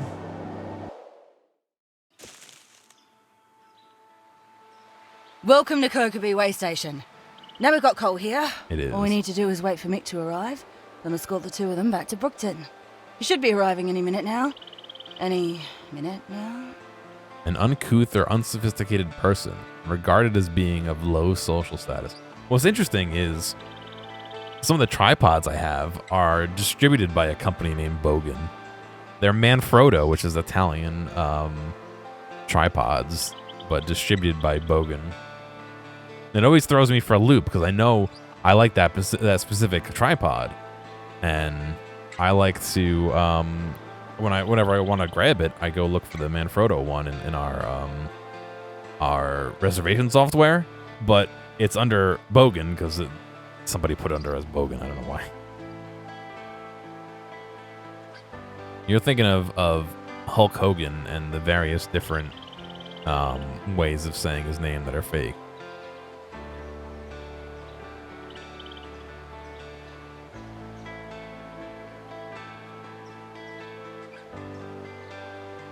How do you pronounce Bogan? How to pronounce Bogan? The following pronunciation is brought to you by pronouncenames.com. Just say how to say Bogan. Bogan. It's not even a real person. It's just the computer saying it. All right, whatever. Bogan.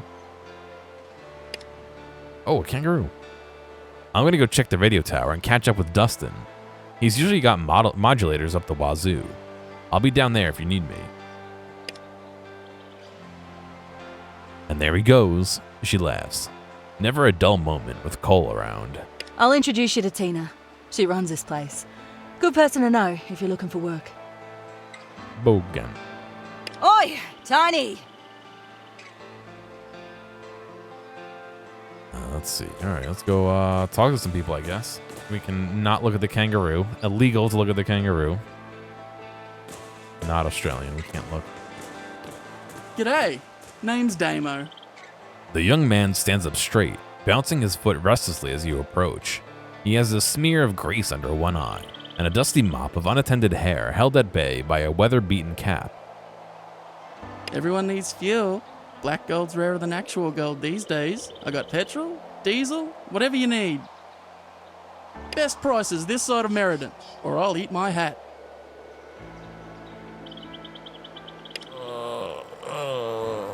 The old man sitting next to him groans, head lolling on his shoulders. He's covered in a fine black dust, like he's been rolling around after a brush fire. A bushfire. There's no R. A thin sheen of sweat glistens on his cheeks, but his lips are as dry as the desert air. Damo looks at him in concern. Steady now, old fella. He speaks with a forced joviality, but there's a tenderness in his face that his worry can't quite conceal. What's on your mind? He blows air out between his pursed lips. Yeah, look, my mate here's sick, and I'm kinda at the end of my rope. We got into a bit of trouble at the refinery, and Sid ended up copping the worst of it. He said everything was fair dinkum, which means real or true. But now his hair's falling out, and he hasn't eaten in 3 days. You know, all he probably needs is some iodine. I've got a doctor friend down Brookton Way. She'd help him, especially if you told her I sent you. I'm sure Jess would let us take him in the camel cart. What do you reckon, Ella? I reckon you've got a soft spot for sad causes. She grins. See? Sorted. Under control. Thanks, mate. Thank you so much. I'd shake your head, but I've had the runs for the past 6 days. You don't want to know what I've been using for toilet paper. He looks up at you, lips cracked and face pale. He's sweating and shivering, and has difficulty focusing his gaze. You're not gonna shit on me, are you? I hope not. A violent tremor shakes him from head to toe.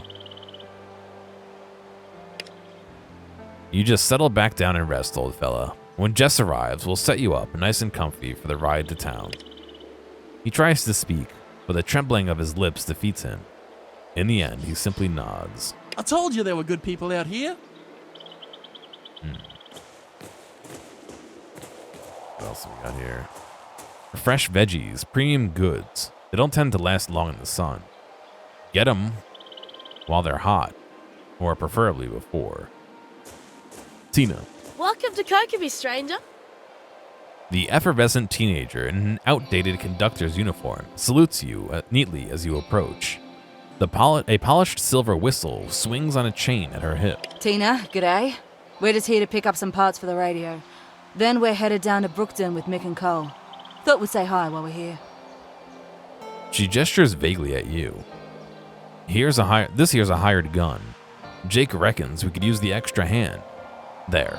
Now you're introduced. Tina. Ella, Mishti. Always a pleasure. She smiles, the dimples on her cheeks making her look even younger. Mick's not here yet, but you're just in time. I've got a little bit of a pest problem, and I'm hoping you can see me clear. What's with the outfit? I'm sorry, I couldn't hear you over the sound of how awesome I look. She swings the chain of her whistle around her finger, making a faint wah-wah-wah noise. Her customary smile takes the sting out of her words. My jaw's been hurting me lately. I found it when I was cleaning out those trains for people to stay in. It was tucked away under the console in the cab like it was waiting just for me. She puts her arms out and does a spin to let you appreciate the uniform from every angle. Noah thought it suited me anyway. Who's Noah? Noah's my brother, but he's 4 years older than me, so he's more like my father. She chews on the inside of her cheek and considers you. Yeah, probably about the same age. Where is Noah? Don't know. Signed up with a barter crew and haven't seen him since. He said something about sowing his wild oats. She falls quiet.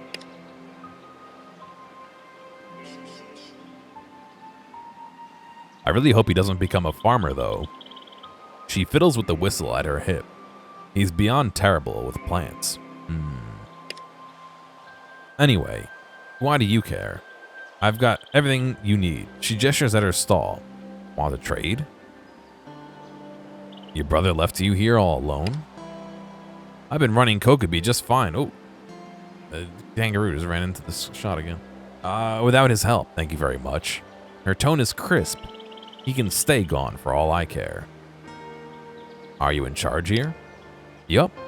She pulls out a shining silver pocket watch and holds it up for you to see. Mount Kokobi is engraved on the front in fine handwriting around an embossed steam engine. Station Master's timepiece. She slips it back into the fob pocket of her pants and gives it a little pat. Anyone gives you grief, you come see me. I don't know what time it is though. Spring's been busted for years. Got any news for me? Nothing you haven't cottoned onto already, by the looks of things. Quite the social butterfly, ain't you?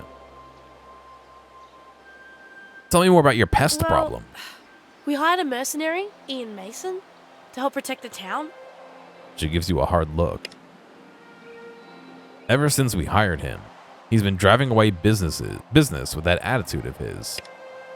The problem is, he won't get lost, claims we have a contract, gives him the finger, and keeps it up lazily as he extends his arm to do the same. I want you to convince him to move on. Go terrorize someone else. And to stop being such a fucking crybaby. Her shout carries clearly in the shimmering air. Where? I'm a little girl and my big brother's not here. Where? He holds his fists in front of his eyes in a mocking imitation of a small child. Go sit on a rusty spike and rotate, you old filthy bastard. She picks up a rock and pegs it at him. He dodges easily and laughs. So yeah, I want him gone, thanks.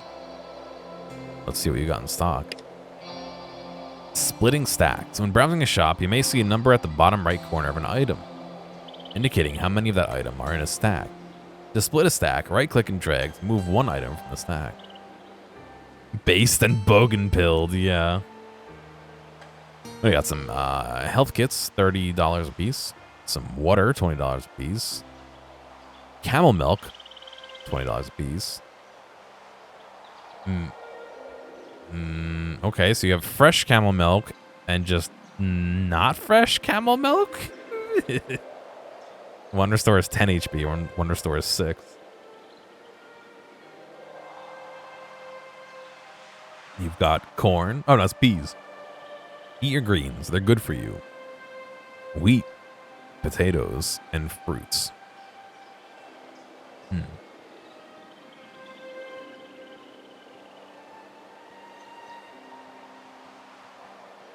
I guess she doesn't want to give me money for that, though. I got $2. Can I just eat wheat? No.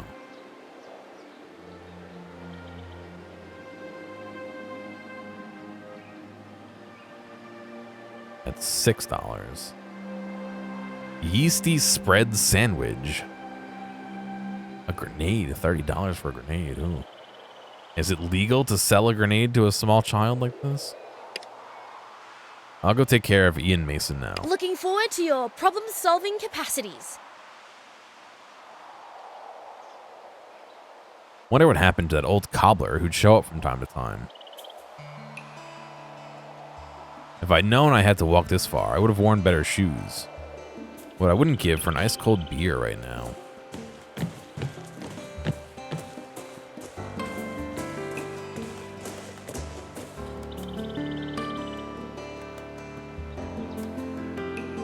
Lovely place for a bit of a kip, but not in this wretched sun.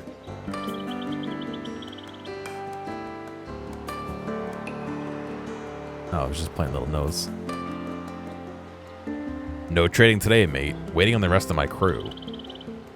You remind me of a guy I punched in the face a while back. I think I'm melting. Could just be sweat, I guess. You can feel the heat radiating out of the doorway in waves. When the cold evening comes, though, the residual heat will make the inside quite comfortable. Just don't leave any food inside during the daytime, unless you want it slow cooked.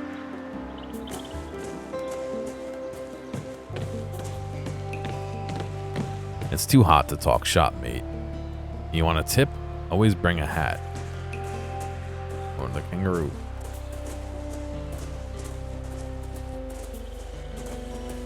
Some things never go out of style, like throwing sharp objects at round ones. Another kangaroo.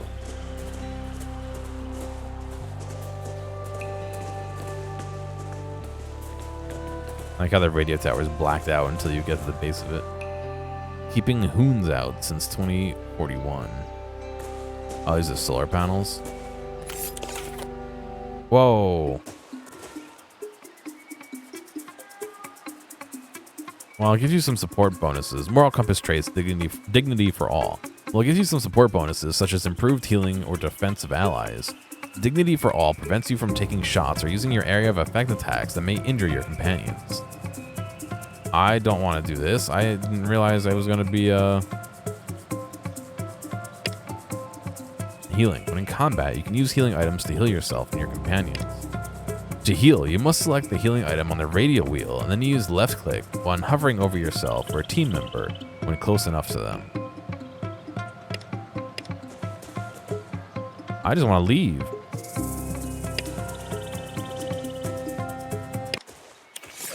I didn't know I was going to get attacked. This whole shebang that makes Kokobi worth trading at. Barter crews can arrange to meet up, make requests when the bloody thing's working. So what happened? Oh, is that the take? Yeah, I don't know why I'm getting attacked here.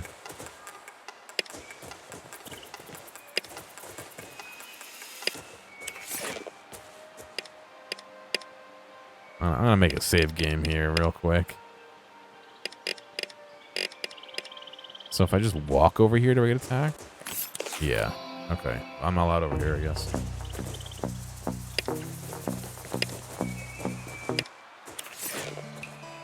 Weird, but okay. Some clever bastard has vandalized this sign to read "Looking for trade." Look for trade instead. The things kids get up to, eh? Pretty swish to have your own personal power generation. Being a techie has its advantages.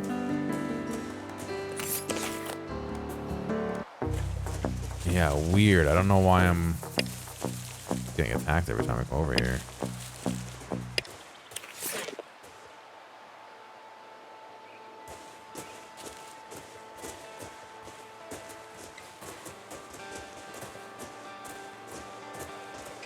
Why it sends me down here to talk to Cole, who's up here.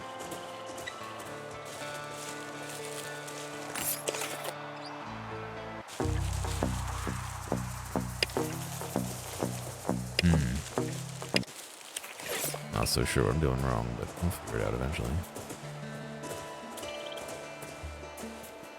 How was that? What's in the trash? Empty milk bottle, large empty water bottle, and useful rags.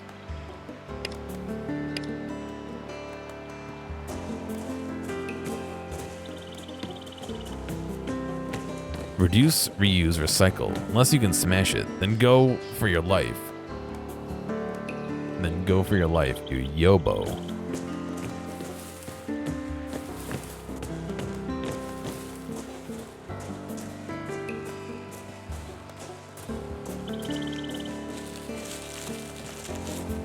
It's for the camels, mate. Go get your own food. I hear old timers used to complain over quality over quantity. Huh, what a life. Kokobi's the only place I know where people leave the toilet cleaner than they found it. A meat trader, a handsaw. For holding in your hand or sawing one off. A small saw. Hunting knife. A cleaver. Red kangaroo meat. Red kangaroo pelt. Meat. Potatoes. I'd be up shit creek without a paddle if it weren't for Tina. Right, this is the vendor. Friend, welcome to Kokobi and the energy source of the future. See anything you like? He greets you with a dazzled smile and arms held wide. He gestures at the array of solar panels littered around his stall, his clip-on fan bobbing dangerously with the movement. I like you. What makes a solar panel so special? Mate. He holds up a hand, drawing the movement out far past anyone's comfort level. I can tell you're new to the energy game. He leans in close. These guys don't give a rat's ass about keeping informed. But me, I know my worth. When it comes to energy, you've got 3 choices, right? Dig up some black stuff and set it on fire. Use that big old fire orb up in the sky. Or run water through some turbine or some shit. I don't know about you, but I don't see a whole lot of water nearby. And I hate getting dirt under my fingernails.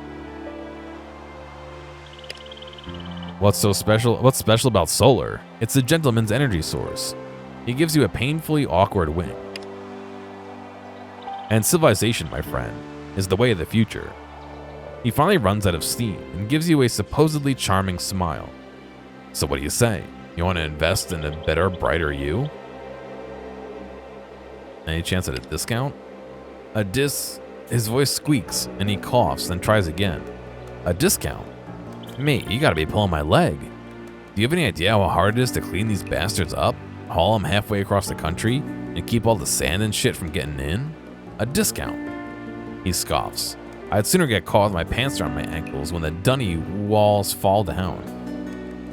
I guess the dunny is like the outhouse. He shakes his head and chuckles. A discount. Come on, Jerry. Jezza? J-Money? I really want that discount. He squints at you. You been in the sun too long, mate? It's Gerald with a G. He pauses. J-Money's got a nice ring to it, though. What do you got for sale? $500 for a solar panel. $250 for a battery.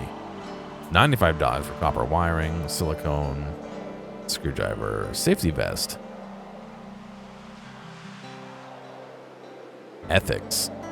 Hatred is increased by being reciprocated and can on the other hand be destroyed by love.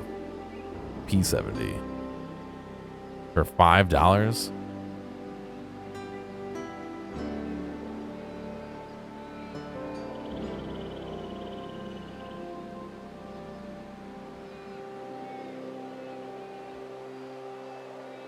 Didn't it say right click to split the stack? Oh, because there's only one item. It's one $4 item. Alright. Well, here's an empty milk bottle. That's $5.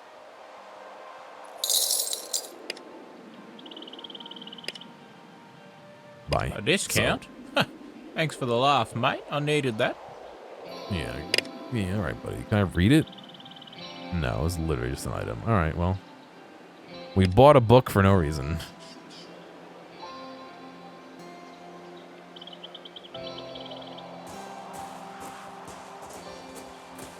Welcome to Kokeby. Though maybe you come here all the time. Sorry, I've been out of the trading game for a while. Need any water? What's your story? I'm Frida. Got a decent source of sweet-tasting water, and I'm looking for a long-term mutual exchange. She appraises you with a practiced eye. Forgive me, but you don't seem like the settled-down type. If you come across someone who's looking for a steady supply and can buy in bulk, tell him to look me up, though. What are you doing here? Selling water, or at least I hope so. Do you want to buy some? What can you tell me about Kokeby? It's a lot brighter than it used to be. She laughs abruptly, startling herself. Not much to do, but it's a handy crossroads for hawking your wares at hapless passers-by. Let me see what you got. Fruit and water and some soap. What if I sell you a large empty water bottle?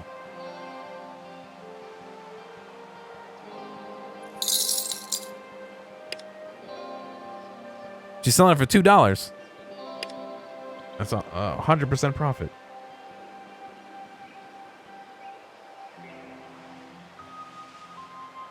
All right, bye. See you when you're thirsty.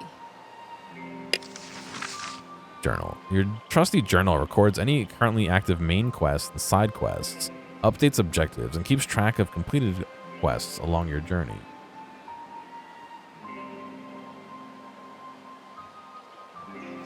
Cyclopedia. Slang. Oh yeah, there's all the legend in his or her own lunchbox. Her or his own lunchbox. No wazas. Alright, let's talk to this guy here. Last time we ended up in a fight with him, but fresh meat. I'm busy. He has the stance of someone who's seen other people in military training but never been through it himself. He reeks of sweat, and his camo is obviously the wrong color for the surrounding terrain. After a moment, he leisurely gives you his attention. What do you want, kid? Looking for a real man to show you how to use a gun? In your dreams, mate. What's your deal? My deal? He spares you an amused glance. My deal is that the only thing standing between these bogans and a slow death of the sun. There'd be no Kokeby if I wasn't protecting the whole place. Everyone would be too scared to set up shop. Like you and whoever else crawled out from underneath a rock to limp here. Actually, I'm pretty sure protecting the people and places around here is what we do. The Merc ignores her.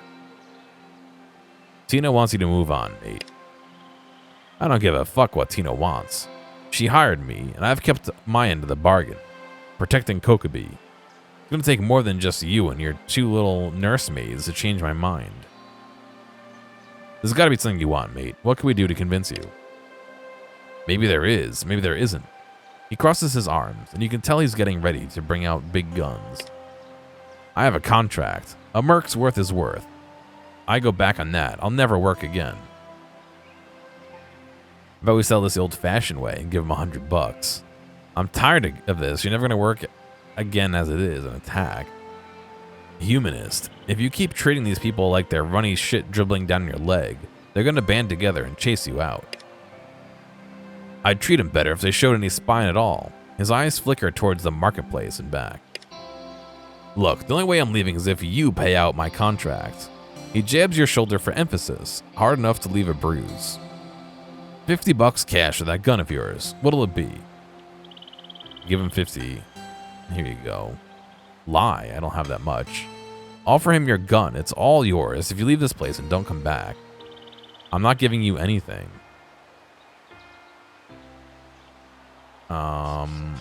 Utilitarian. You leave now, I won't radio your...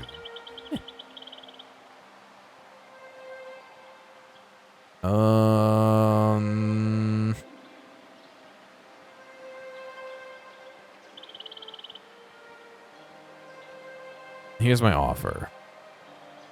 If you leave now, I won't tell the scouts and everyone we can get on the radio that you're an incompetent asshole.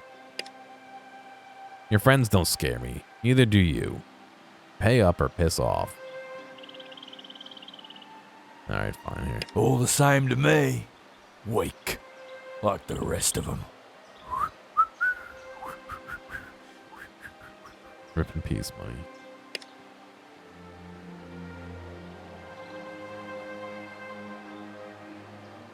Someone's a bit of a pack rat. Or people dump trash here at night as a not-so-subtle fuck you.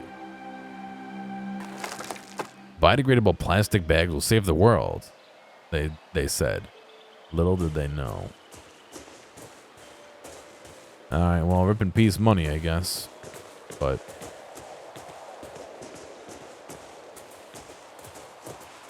G'day! What can I do for you? I took care of the merc for you. Yeah, I saw. She grimaces.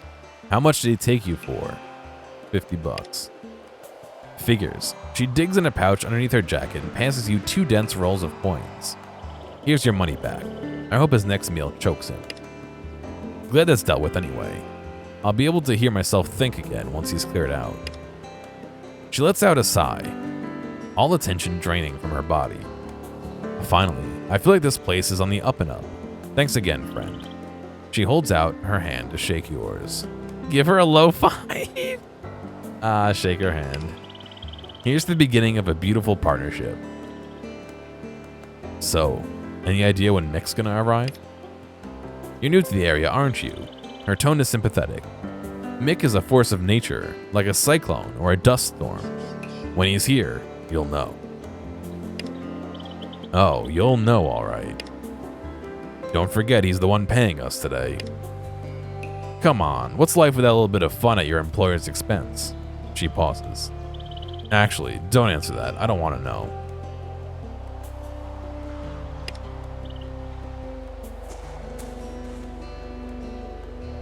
She spots some new arrivals.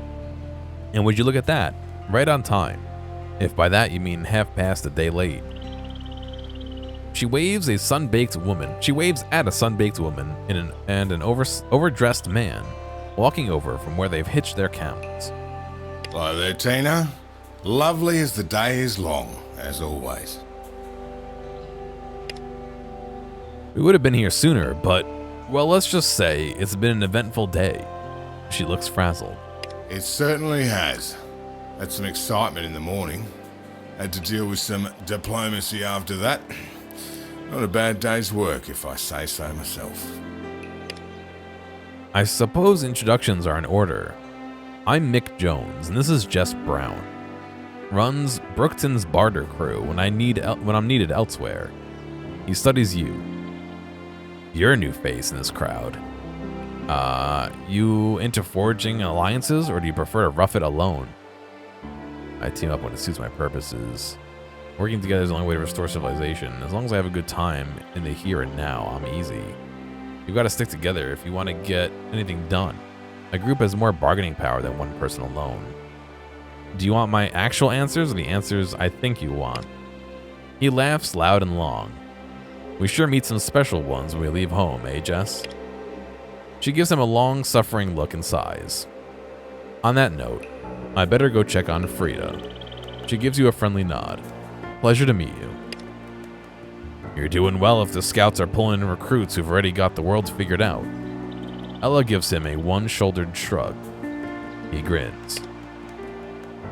Though speaking of new recruits, he adjusts his coats and nods to Mishti. Young lady, you're looking well. Me, I'm off for a quick squiz at the goods. A quick look at something. Gotta keep my hand in. Let me know when you're ready to head off to Brookton. No worries. We took care of Tina's pest problem, so we're free as. Scouts? Free? What do I pay you all that good money for then? He grins at her. She shakes her head and sighs. He gives you a jaunty salute. See you shortly. Dreamer smiles and waves at his departing back, then speaks in a low voice. Must be our lucky day. We got old Charmer Mick. On bad days, it's the old bastard. She puts her hand down when it's clear he's not going to look back. Let's finish up and get on the road. Brilliant. Let me grab a off crop here. While the ads are running through. And I would miss my mouth with it, of course.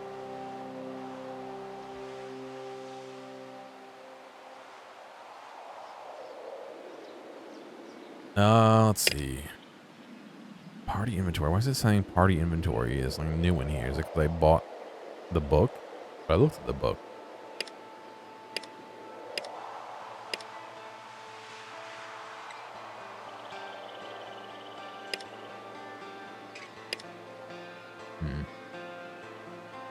Let me give her. Oh, she doesn't have a slot for. Oh, she does have a slot for grenade. Oh, interesting. It moves around on her belt depending on where you put it. That's kind of cool.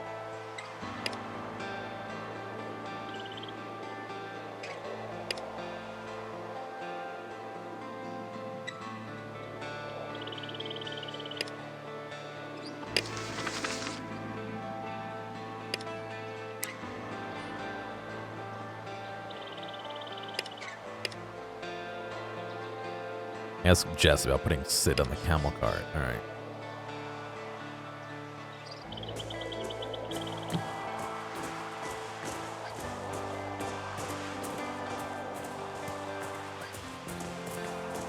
I still don't know why these guys were aggressive. Was it because I clicked on the solar panel before and now they're just permanently aggressive?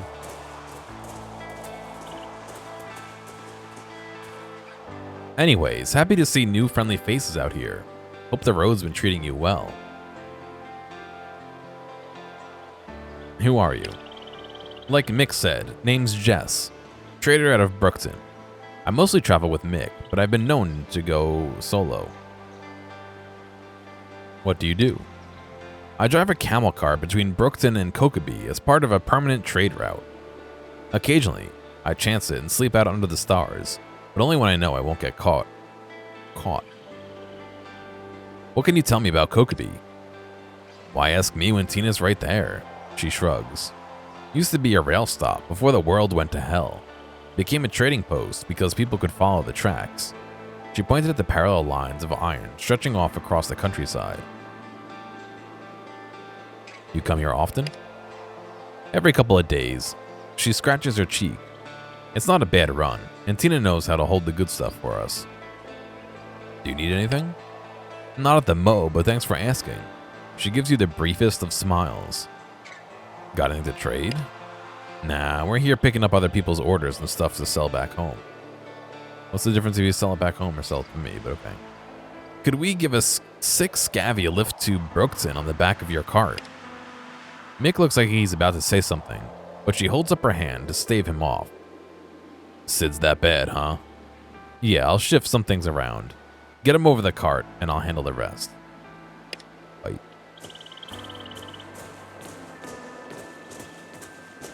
You came back. Does this mean you're ready to go? Give him a bottle of water to ease his discomfort. Thanks. He can barely lift his hands to hold it, but when you press the bottle to his lips, he gulps greedily, emptying it in one go. Thanks. He gives you a weak smile, then leans back in his chair, exhausted. I've got some questions first. He passes a shaking hand in front of his eyes. Fuck, mate. Can't you wait till I'm not shitting my jocks while also bleeding from every fucking orifice? The outburst seems to have taken quite a lot out of him. Ready to go when you are. Good to go. As Sid nods, Damo helps him to his feet. Throwing Sid's arm across his shoulders, Damo all but drags him to the camels. He gets him settled and turns to you. What's going on, pig wrestler? Yeah, I hear they're pretty terrifying. I'll catch you up at Brookton. Thanks again. You have no idea how much this means to me. He takes one more look at Sid, pinches the bridge of his nose, then walks back to his stall. Good luck out there. The studio that was the developer for this game is called Drop Bear Bites, so they are on theme, I guess. We'll take you to Brookton when you're ready to go. It always pays to travel in packs. Want to trade? Everything we bought is spoken for, but there's plenty of other options at Brookton. What can you tell me about Kokobi? Food here is atrocious. I heard that.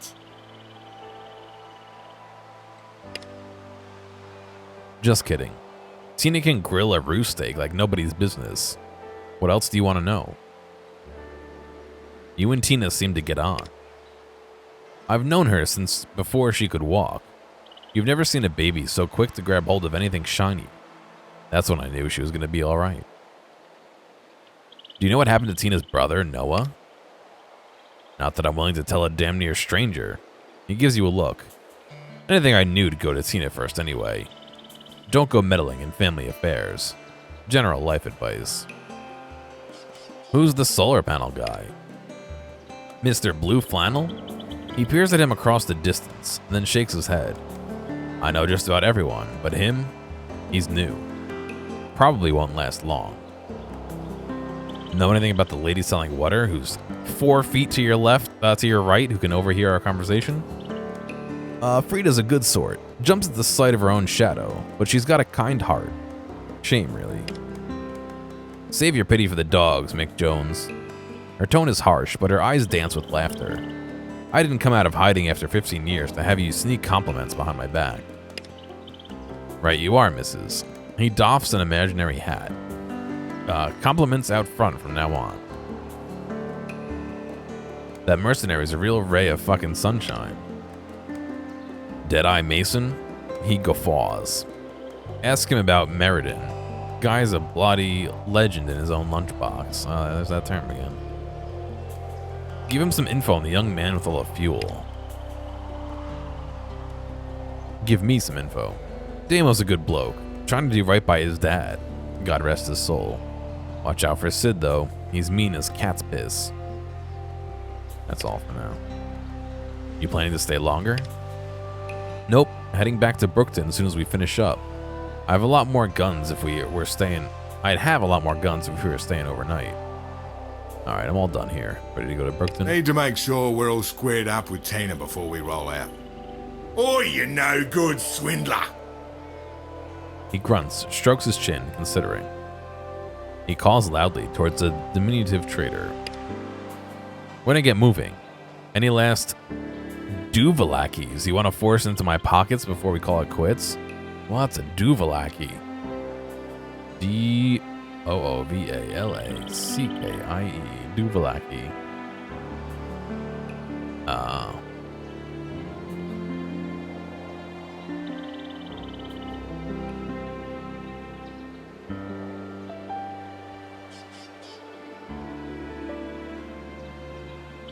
I see Dubalaki with a B, not a V. As an alternate to doohickey or thingamabob.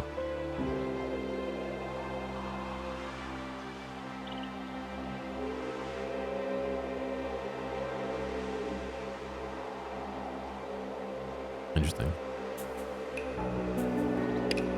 She cocks her head, hands on her hips, and stares him right in the eye. I don't know, mate. Been a long day. Not sure I have the energy to haggle with a stubborn old mule. Why, you cheeky ankle biter? I order. Right then. We're on the road. We'll see you in a bit, eh? He gestures at you to follow. Come on, the sooner we get back to town, the sooner you can buy me a beer. Head to Brookton.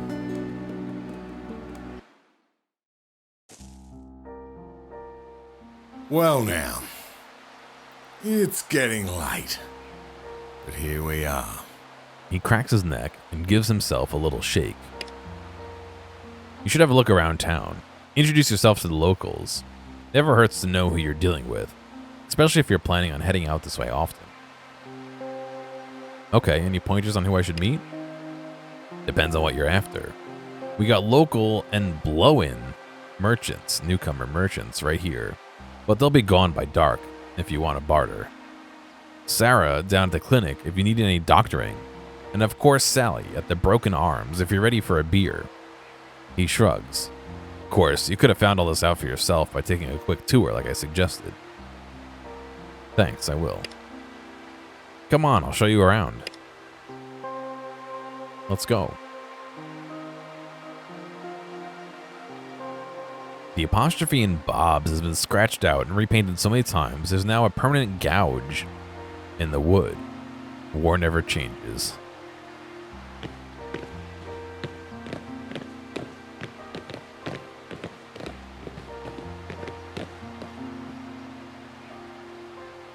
Sausage sizzle.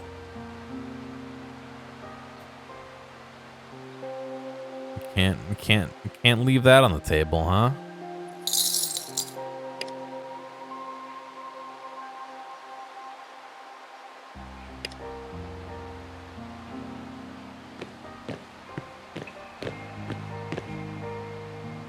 She's got guns. Got a revolver +1, pistol +1, hunting rifle +1. Shotgun +1.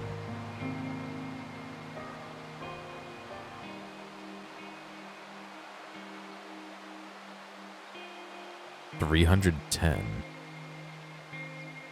What is my shotgun?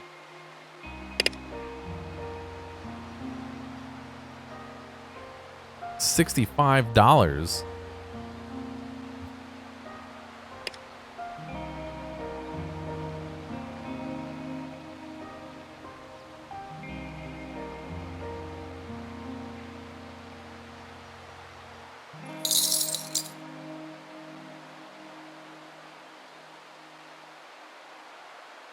How do I add money?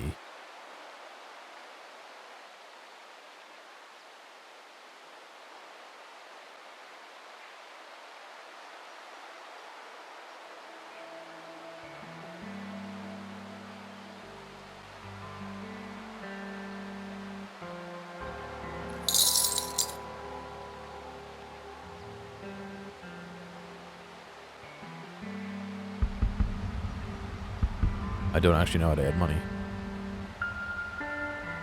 Or is that how much money I have worth of items? No, I can't because items value is 149 and this is...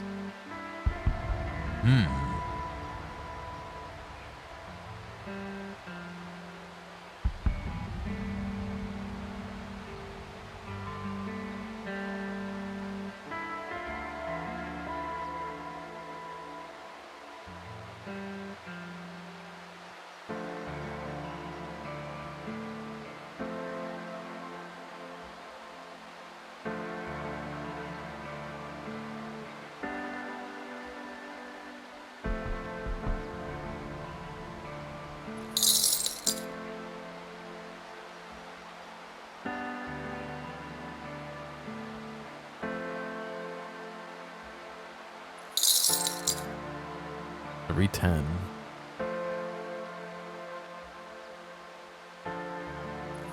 Alright, I have to have enough money here in order to do that.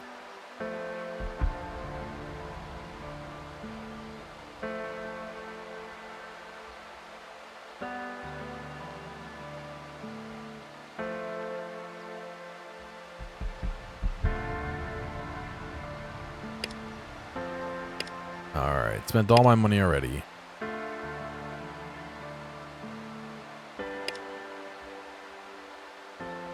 Jackaroos and Jillaroos. I've got the tools you need.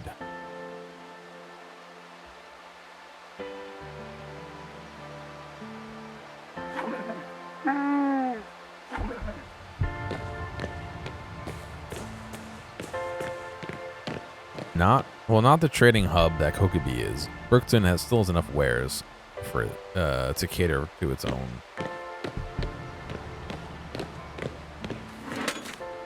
Oh. Why is it just the gun for free?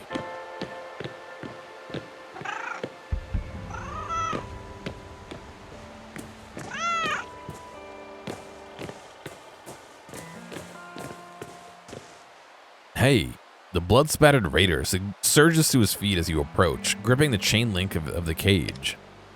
Hey, strong fella. He smiles, showing dark gaps where his teeth used to be. Muscly man, striding Adonis, dispenser of justice and mercy. Get me out of this cage, He tilts his head to the side and gives you puppy dog eyes, complete with the pathetic whimpers and useless pawing at the sides of the cage. I'm pretty sure you must be in there for a reason. He shrugs. So, riddle me this. He takes a closer look, squinting in the harsh sunlight. Merc. His grin widens. In the heat of battle, you get your 4 Fs. You're fighting, you're flighting, you're freezing, and you're fratricide. He giggles and stops himself. Who hasn't gotten a little carried away in the wash of it all? When the blood hits the dust and it smells like... He holds his fingers to his nose, sniffs, then looks up. Rain. All right, Nanba.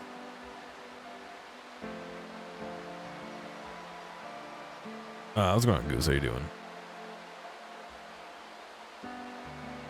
Who put you in there? Military-grade Barbie. He lifts his hand above his head, estimating height. But she's not the decision-maker. That'd be old gut wound. He grins, slicing his abdomen, across his abdomen with his thumb.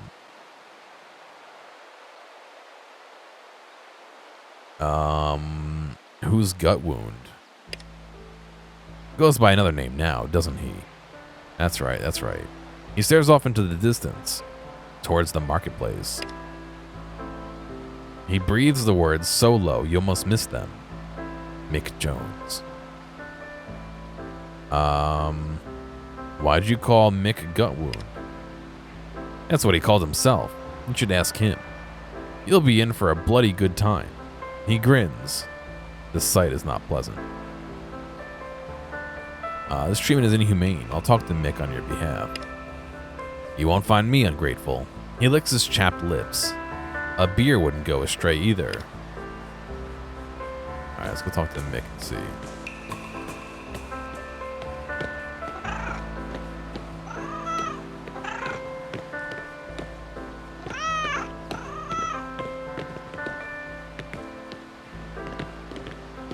Hello again. What's the good word? About the guy in the cage. What makes you interested in your opinion on how I run my town? He gives you a quick once-over, affecting boredom. I promised I'd help him. Then maybe you shouldn't make promises you can't keep. He glances at you. This conversation is over. He's a human being, not an animal. At least give him access to proper amenities. You didn't see what he did to my barter crew. Let him shit in a bucket is a kindness compared to that. Your heart's too soft for dealing with a bloke like Dead Ringer. That's what he's counting on. I'm gonna save you from your own masochistic impulses and keep him locked up until I find the time to deal with him. He doffs an imaginary cap. You have a pleasant evening now. Hello again. What's the good word? Stop by the pub later on.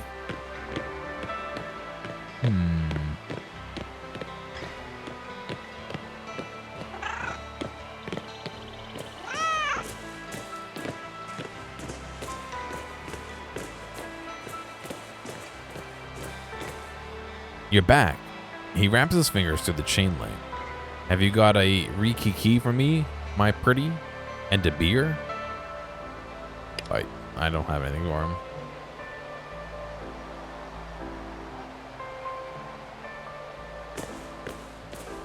Where's your wheelie been? Sid Thompson. That's the guy who was sick. Good to see you, young fella. He gives you a friendly nod. What do you do? Now, not much. What did you used to do? Fuel running these past few years. Over Perth Way. It was a solid gig until some shitheads set the processing plant on fire when me and Dama were in the middle of knocking out our allotted batch. Bastards. Who do you think set the fire to the processing plant? Riley's Rippers. He spits on the ground. Bastard's been dead 20 years, but his legacy of being a monumental piece of shit lives on. Bye. I'll never forget what you've done for me, mate. Oh, little koala. Look at him.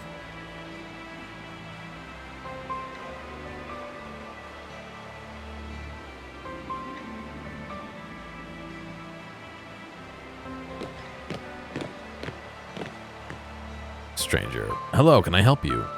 She puts down the rag she's tearing to make bandages and gives you her full attention. Who are you? Sarah Taylor. My husband and son run the farm outside of town. What do you do? Town doctor. Mostly I dispense pain relief and a dose of reality for people who forget what really matters. Who are those bandages for? Whoever needs them. She pats a pile of unwound scraps. What's important is they've lain in the sun and then been boiled, so they won't get anything nasty in a wound when it comes time to wrap it. Got any news for me? Nothing you couldn't get from other people with more time on their hands. Need anything? A full surgical suite. Her expression doesn't change, but she glances at you before continuing. For real though, distilled water is always in high demand. Woody pear, Mary tree sap, lemongrass shoots, the usual. Well, I know someone has water. How'd you end up in Brookton? Was it the accent that gave me away? If she has one, it's imperceptible. I moved here after I met John, and when we had Sean, it made sense to stay somewhere safe. She looks at the walls with an unexpected fondness. Brookton served us well so far. I'd like to see what you have in stock. I don't have a lot. I could sell you a gun. For healing people, maybe. Turpentine. Ooh, large medkit.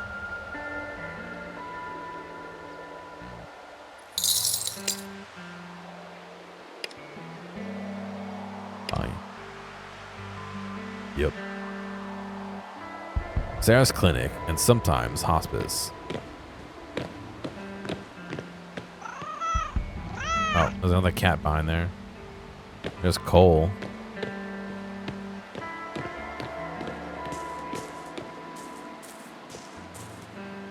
He looks up from his work, but you can tell he's thinking through some problem or other. What do you need? There's no pet button. Unfortunately, you can only make it make noise. You can make it purr. What do you do? Mechanic, sort of. I like to fix machines and take them apart, then fix them again. It's kind of a never-ending cycle around here. Let me check something real quick before I go too far here.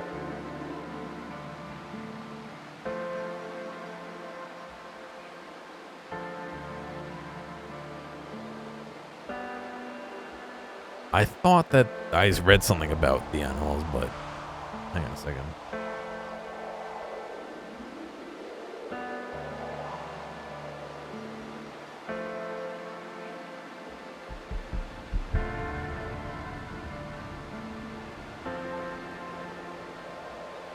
Yes. So, I'll pull this up. In the Steam community notes, they talked about their roadmap. And the mid-May, subject to change date, patch may be our most egregious oversight of all. Allow you to pet more of the animals. So they're aware that you can't pet the cat and are potentially working on changing that. How much of your time do you spend in Brookton? A lot.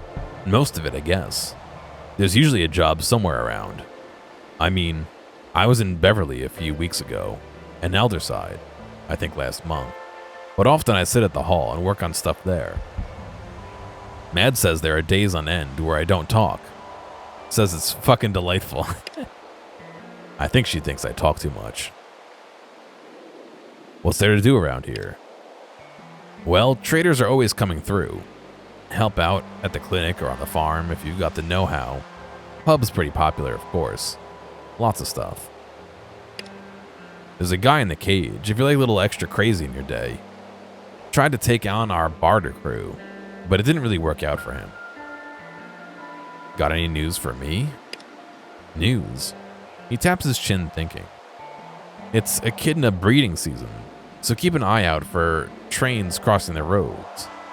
Oh, that's not news, it's a fact, sorry. Need anything? Mate, have you ever heard of fizzy water? His eyes light up. I had some at a pub once. I spent ages trying to get the nozzle right, but then I couldn't find a small enough air compressor. I'm pretty sure Mad's still angry I covered her in sugar syrup. Said it made the flies 100 times worse. Attracted lorikeets too, but... What's a lorikeet? I don't know what a lorikeet is. Bite.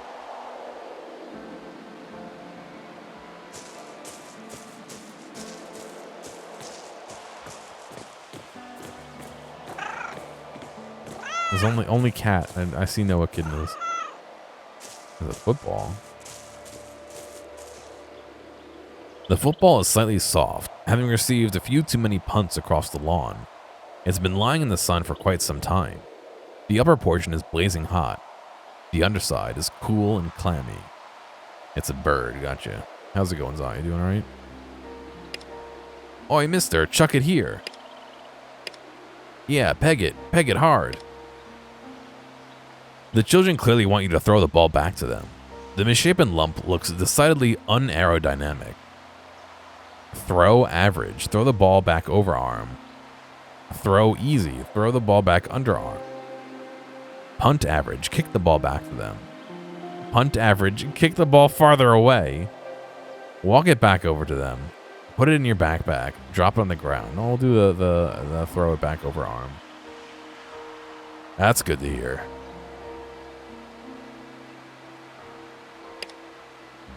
I'm glad that they're, You throw the ball hard as you can, but it falls short and rolls to a stop just outside the playground fence. I saw some pretty crazy footage of, like, trains. Dude in a train with getting, like, the tornado went right over him. Some, like, people's warehouses just ripped apart. What? You too weak to throw it back? You got noodles for arms? And it's gone now. Yeah, noodles? Haha. Go on, hit a 6. There's something grilling over here. That's hopefully not human.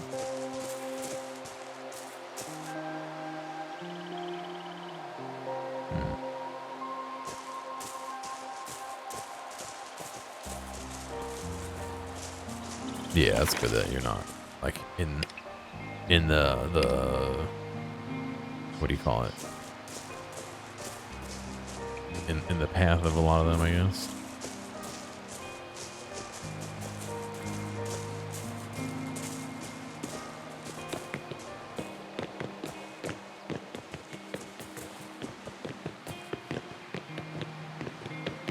The trailer that Mick's crew used in their barter runs to Kokobee. There's Jess and a stranger. Hey, if you're here to help out, we're glad to have you. Who are you? Sean Taylor of Taylor's Farm. Pleased to meet you. What do you do? I work on the farm with Dad and help keep Brookton fed. It's a busy life, that's for sure. Well, I mean, this is supposed to be post-apocalyptic Australia, so I would say not exactly, but it was made by Australian devs, so I'm sure they know Australia better than me. So I'm sure they're basing it off of some real references, but got any news for me? Not unless you're interested in the gossip of sheep and pigs. Need anything? Nah, he stretches with a grunt. Nothing a good night's sleep won't fix. Bite. And Jess. Good to see you again. What can I do for you? What do you do with the camels when you're not traveling? No, I feel like that is incorrect to do. Gonna get in trouble. Bob and Dawn hang out at Taylor's farm with the other camels and sheep. I think they like the company. What do you do around there? Just say nar, yeah. Nar. Drink and shoot the shit. She gives you a faint smile. Most people don't stay long.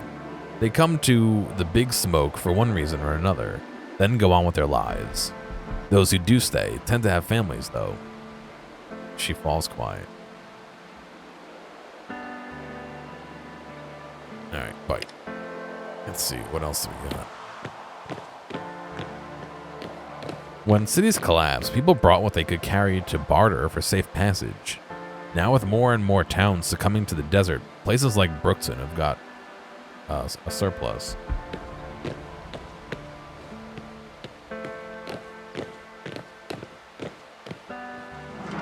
Ooh, a battery. That was worth $250, or the guy was charging $250 for it anyway.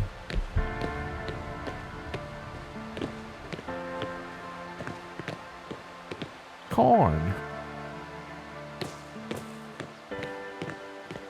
Wow. First, you want me to imitate an accent I don't have? Next, you insult a dead person? Liquid gold, kept close at hand for thirsty plants. Hasn't rained to fill them up in ages, though. Stranger. I'm gonna have to time you out. I'm sorry. I'm sure. New in town. She puts down her hoe and pulls off her heavy gardening gloves, wiping her hands on her pants before shaking yours.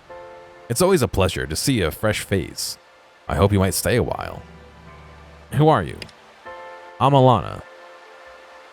Jess's mom.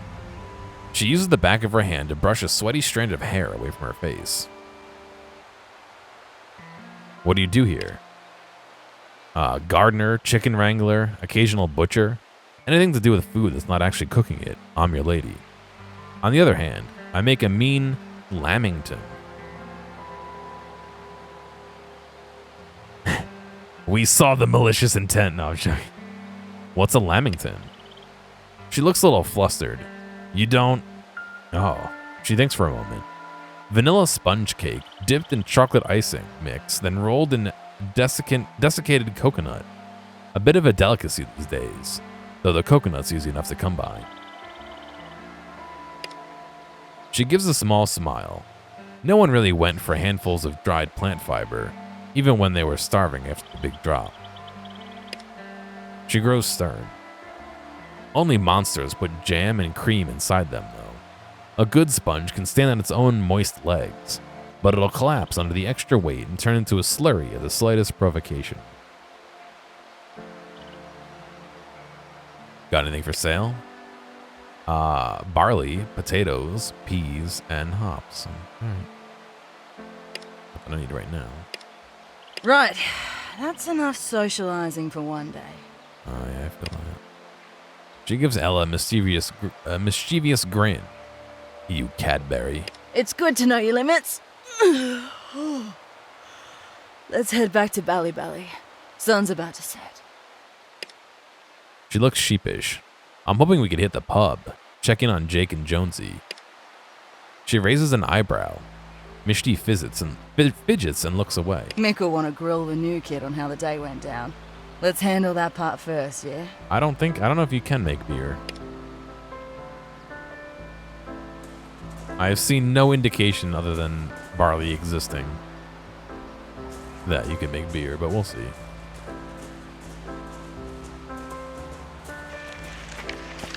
desert pea.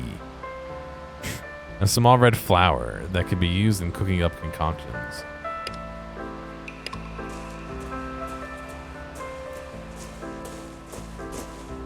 Not many people own a home these days. Keeping your garden up to snuff can make the troubles of the world a little bit more bearable.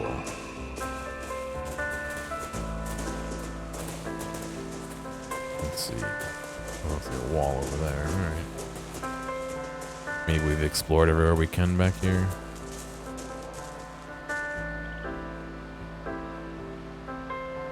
How's this game combat? Based off what I remember from the demo, it was a little hard to tell certain things about how, like, your range of your weapon and stuff like that. But yeah, it was the same old turn-based kind of deal that you get a lot in these types of games. It wasn't bad. They've asked me to run a specific, like, archetype, a morality. So I'm a hired gun humanist. So I've been trying to use my humanity to avoid fighting rather than defaulting to fighting, which is usually not how I play these games, but interesting to see still, you know. So I don't think they say shrimp. They say prawns, don't they, Rachel?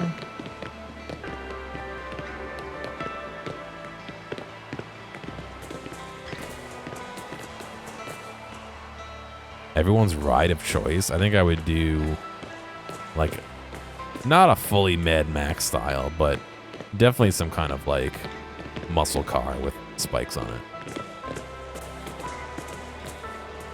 I guess it also, yeah, depends on where you are, because a muscle car wouldn't do good in the desert, but...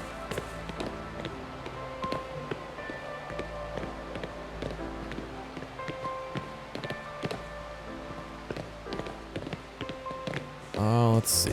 Talk to Mick in the marketplace. Alright, I guess we are done talking to people in the town. Motorbikes are easier to maintain. However, I feel like they let you... They're a little bit... There's less cover.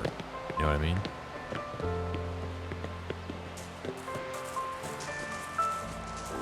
At least the vehicle, especially a muscle car, you could add a little protection if you need to.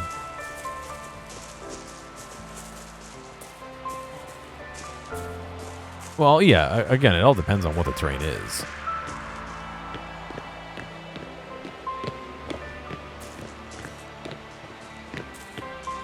Yeah, if it's desert, then maybe a vehicle isn't quite as good.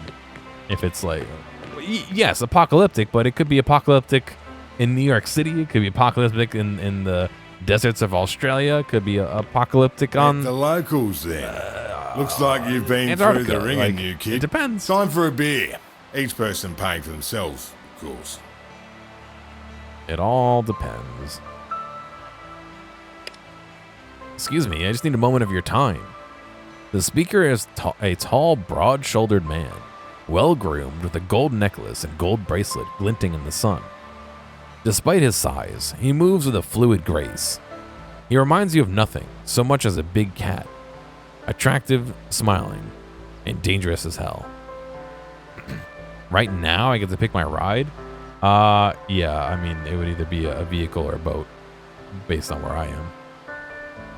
A car or a boat. I mean, practically, I own the car that's in my driveway, so that probably would be my first choice. Considering I know what's wrong with it, A. B, I know it's gassed up, and C, I have the keys and easy access to it. You choose a bear, it would immediately eat you. No doubt about it. No doubt about it. It would knock you off and immediately eat you.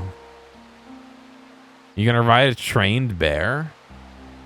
I think they outlawed those in the zoos and all that, right? You can't have trained animals anymore. First it's insulting the dead guy, and now it's animal cruelty.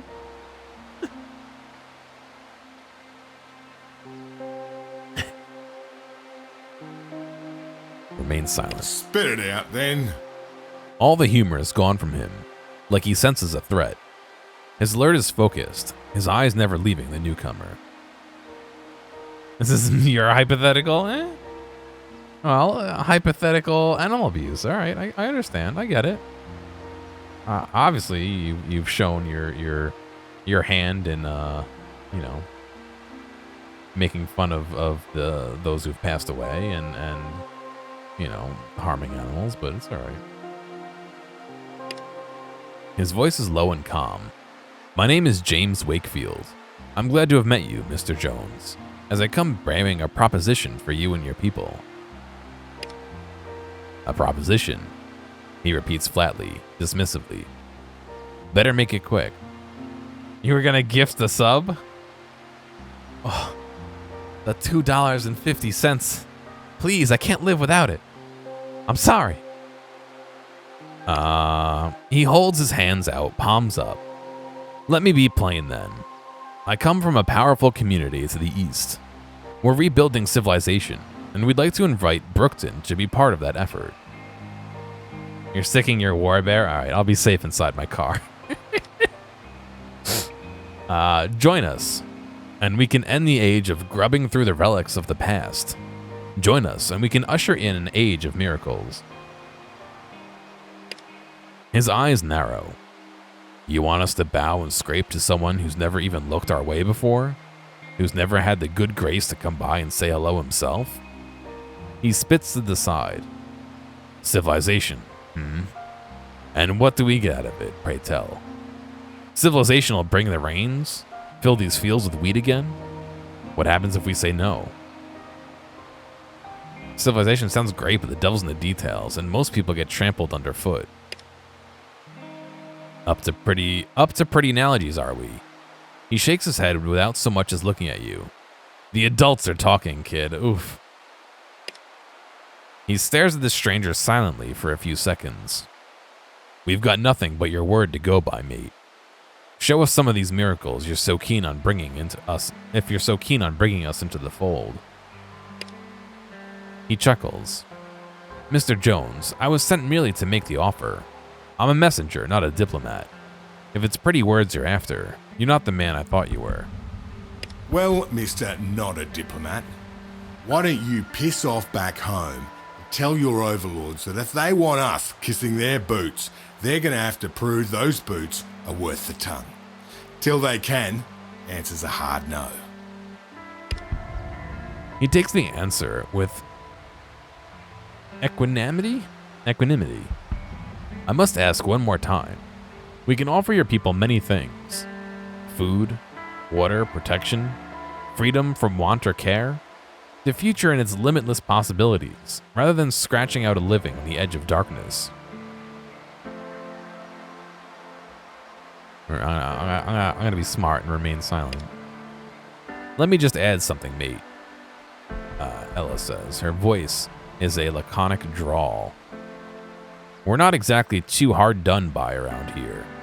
What you're peddling might work for in Ardath or Inuit, but around here, we know how to take care of ourselves. He turns to Ella, a small smile on his face. Ah, yes, the Andersons. You have taken care of yourselves with your protection racket, haven't you? I wouldn't want to give up such a cushy gig either. But then, my offer wasn't to you. Bugger. Of a person, a bastard. Of an action, do it poorly.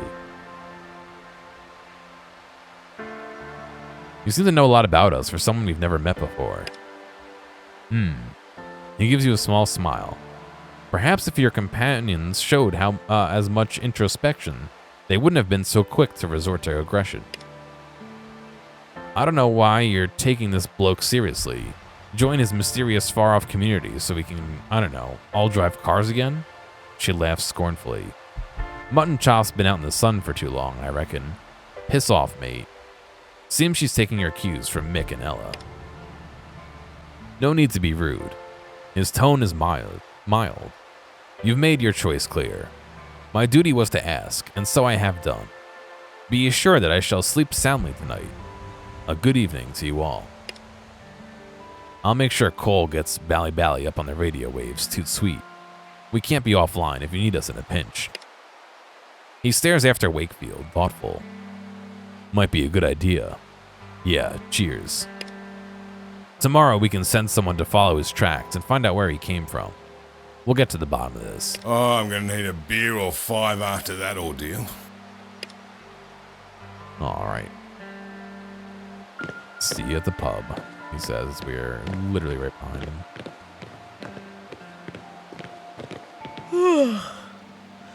Been a hell of a day, yeah? Gotta head back and spell Matt. She'll have gotten pissy sitting up in that nest by a lonesome for hours. She nods, slapping dust off her trousers. Dreamer seems unable to give her companion her full attention. Oh, I was actually planning to head to the pub. Like you said, it's been a hell of a day. Pub o'clock, yeah? I'm parched. Hope we'll see you in there. Don't be a bloody idiot. If you're having a night at the Arms, we're taking the truck. You can walk back home. Ripper. Strong expression of delight. See you in the morning, Elle. He nods to you all. Oh, thank you. Appreciate it.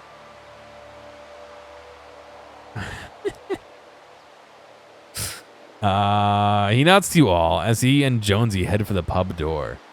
Did you choose that on purpose? Is that supposed to be...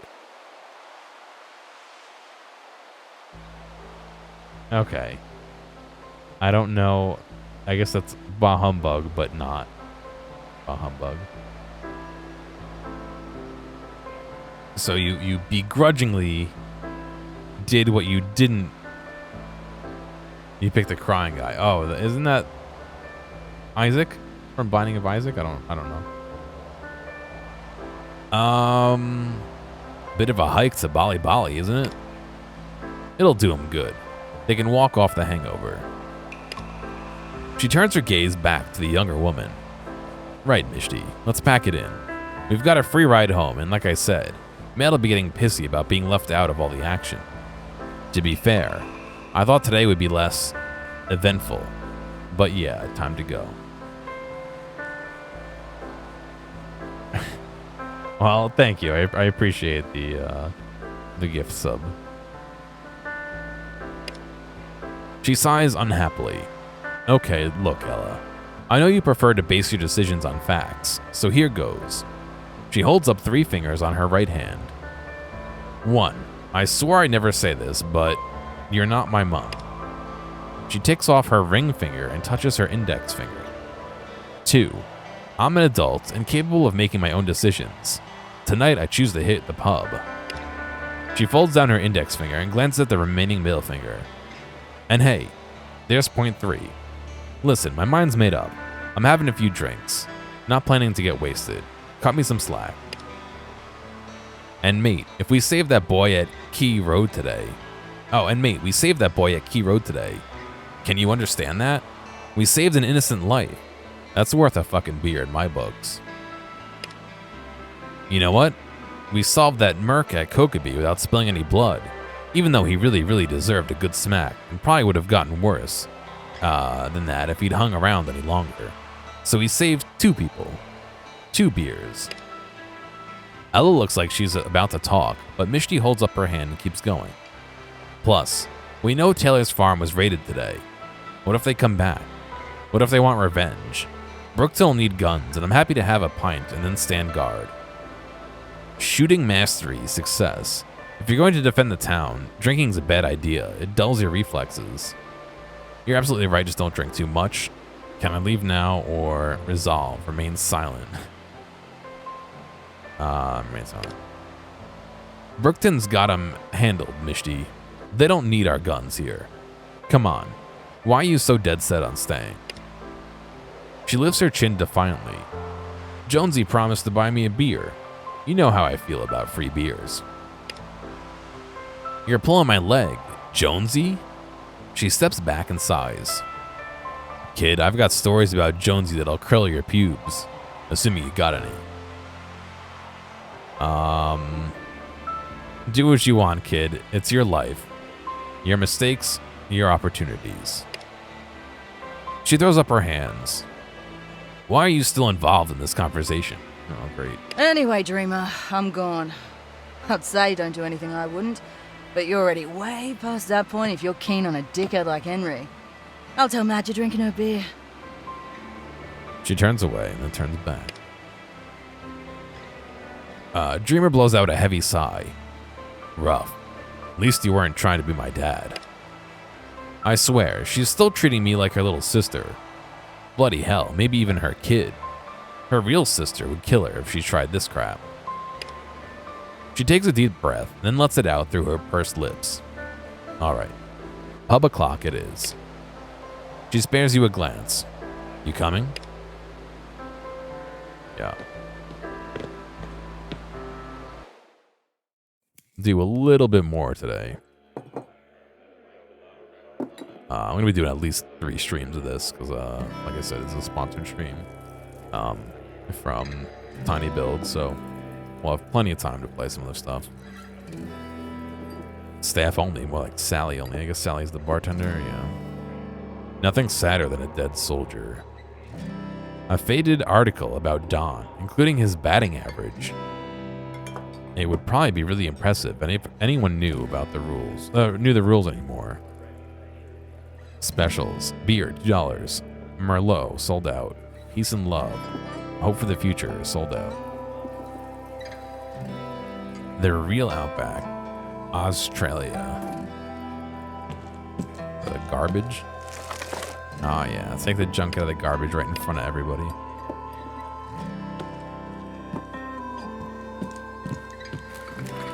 And some empty water bottles. Sally AIDS. What can I get you? Her calloused hand is knotted around an old rag as she wipes the shining bar top free of spills. She flashes you a quick smile. First drink's free if you promise to buy 3 more. Does that scheme actually work? Scheme? She gives you an amused look. Mate, I'm just laying me terms out, clear and simple. You want a drink or not? Yeah, okay. Don't make me twist your arm or anything. She pours you a beer and slides it in front of you. Bottoms up. Which one's mine, or do I have it in my pocket here? Jake. It's not these guys here. Her entire attention is focused on Jake. You couldn't interrupt if you tried. Heard you had a bit of trouble with the Merc up at Kokeby. I'll swing by later in the week. Make sure Tina's feeling all right about how it all went down. Oh! She's holding nothing and filling it up with beer. Yeah. She. Have you ever seen the I don't know if it's a TikTok or a video where the guy's trying to like fill his cup and he keeps getting his hand all wet, and the guy comes next to him and puts like, you know, like that in, and so the water goes through into the cup. That's exactly what she's doing. It's called a trick pour. She's trying to be fancy with it. That's how you make your money in the post-apocalyptic wasteland. She's talking adamantly, almost knocking over her glass of beer. Jonesy moves out of harm's way. Shame you didn't give that punk up in Kokeby a dirt nap. I guess some of us are just made of sterner stuff.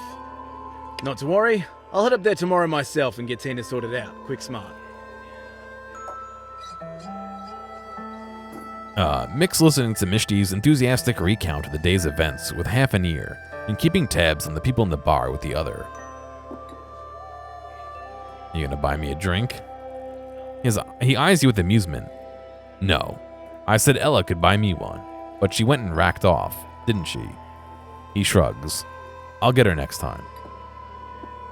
Sally said you wanted to talk to me. I do, yeah. You ready to sit down and share a few pints and have a yarn about how today went? Yarn being a chat. Yeah. He looks at Jonesy, who's drinking his beer, and simply raises his eyebrows by way of assent. Yeah, let's do it. Attaboy. Jonesy picks up a beer and wanders off to find conversation elsewhere. Mishti follows. Let's get down to brass tacks. Suddenly, you're fixed by Mick's piercing gaze. Do I want to know what this is?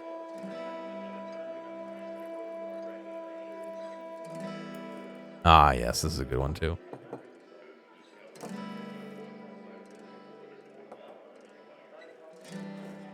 Poor guy just can't pour his milk from his bowl into his cereal.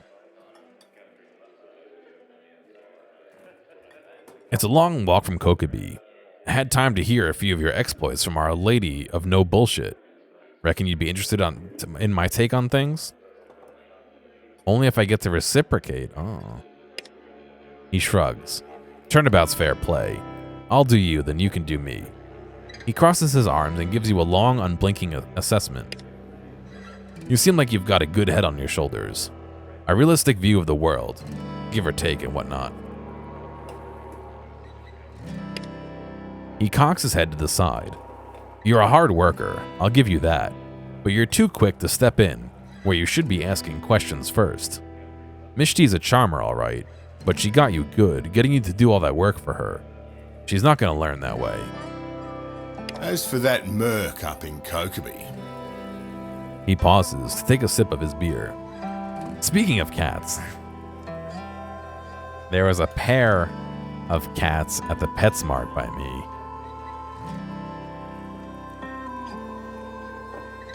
Let me see if I can pull it up. If they're still there. Yeah, here they are. Curse you, Rachel, for making me look at this website, by the way.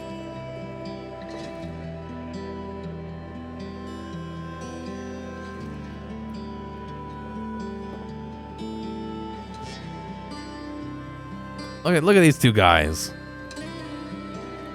They're just chilling, dude. They got different color eyes. One's green and one's blue. Yes, Pet Finder. That's two little buddies just chilling out. They're literally at the PetSmart, like... I could probably throw a baseball and almost hit this PetSmart from where I am. That's how close it is. Oh, they definitely are bonded. Yeah, they're a pair.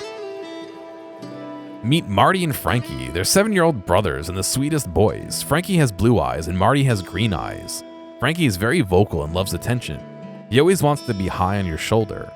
Marty enjoys attention too, especially being a pet, and they both go crazy for treats. Especially for being pet, and they both go crazy for treats.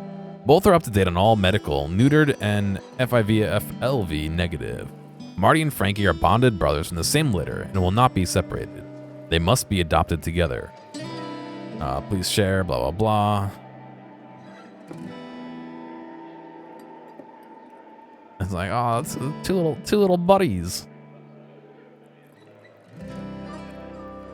Yup.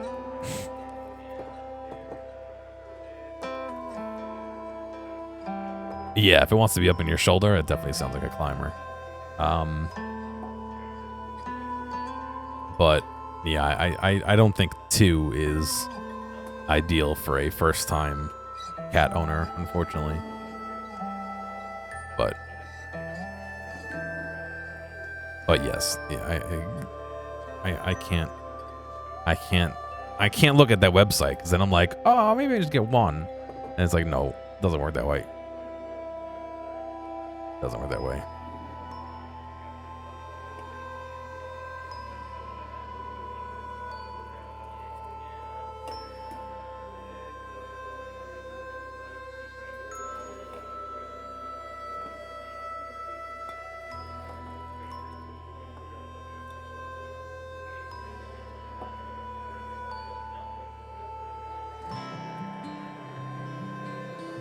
Arguably harder to deal with. I don't know. I don't know.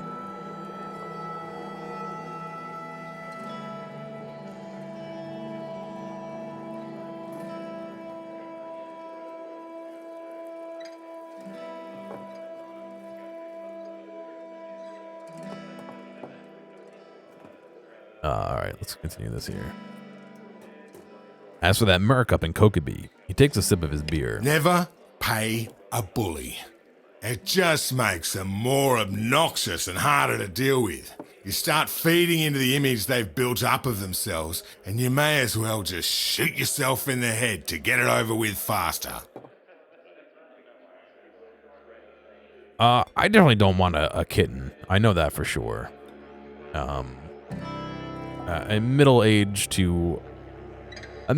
cat sounds ideal because I mean, when I think older, I don't want to be like, of course, I get an ad right now.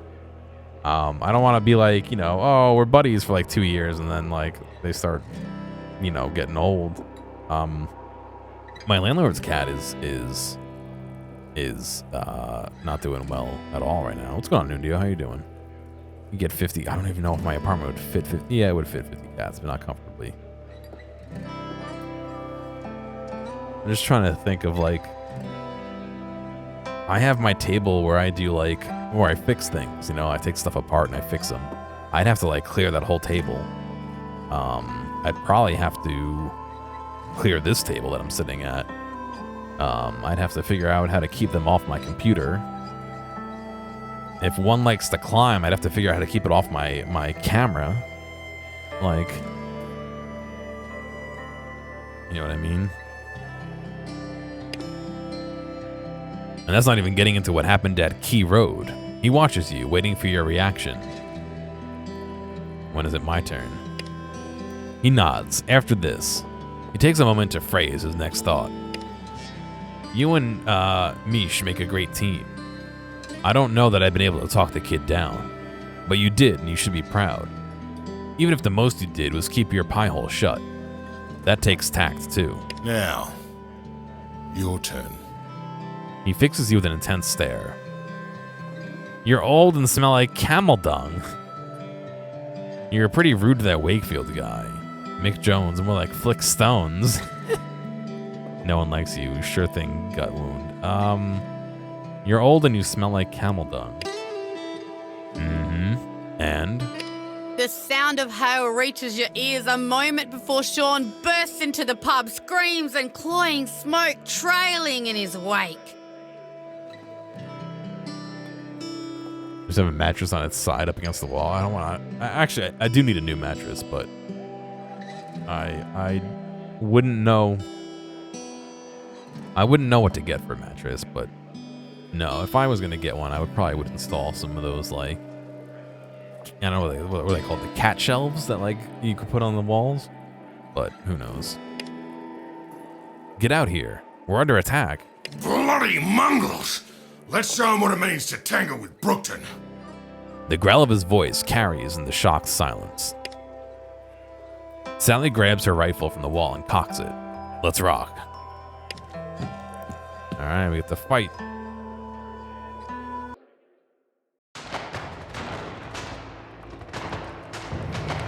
Yeah, well, that's part of it. My landlord is a little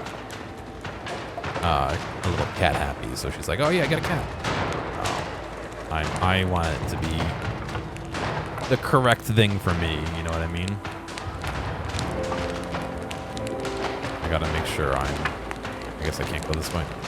I gotta make sure I'm ready for it and get the right dad, you know what I mean?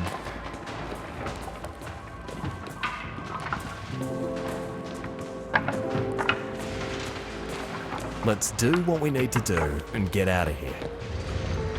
I don't even know where the people are fighting. Are they not over here? No, I guess not.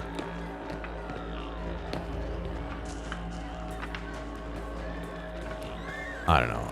Right now, I know I'm going away for work for a little bit in June or July for like half a week, and then I'm going on vacation in August. So it's like I don't want to get a cat and then go away, you know.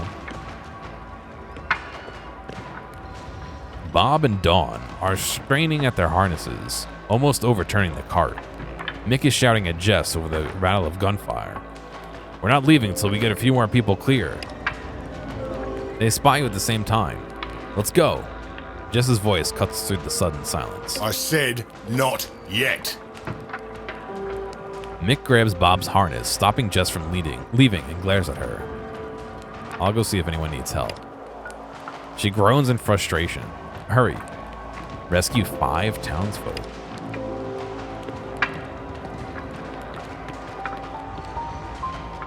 Yeah, well, that is a saving grace, but like I said, I don't know. It's something I've been thinking about for a long time now, actually.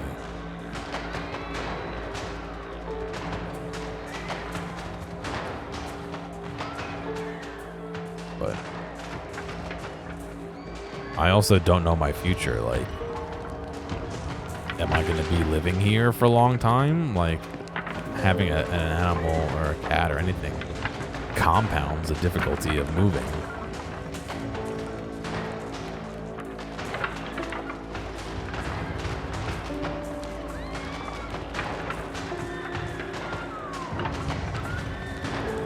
But this cat hates it when you're not in the same room. Interesting.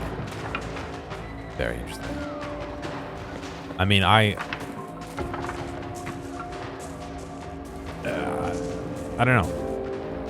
I have one. Well, I have two doors.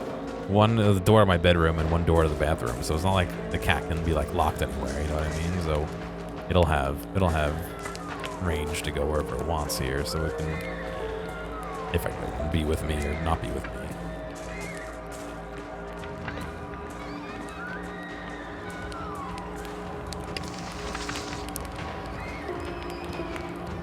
That's our active quest right now.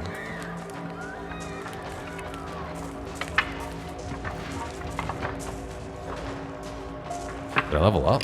Oh, I did.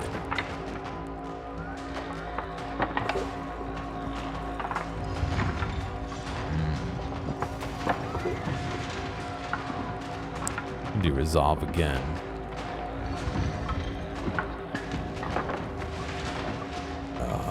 Let's see.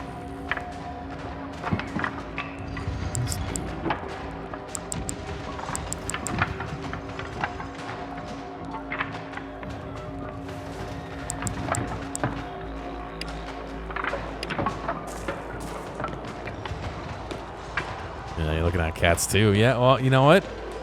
What goes around comes around. You get what you deserve for making me look at them too.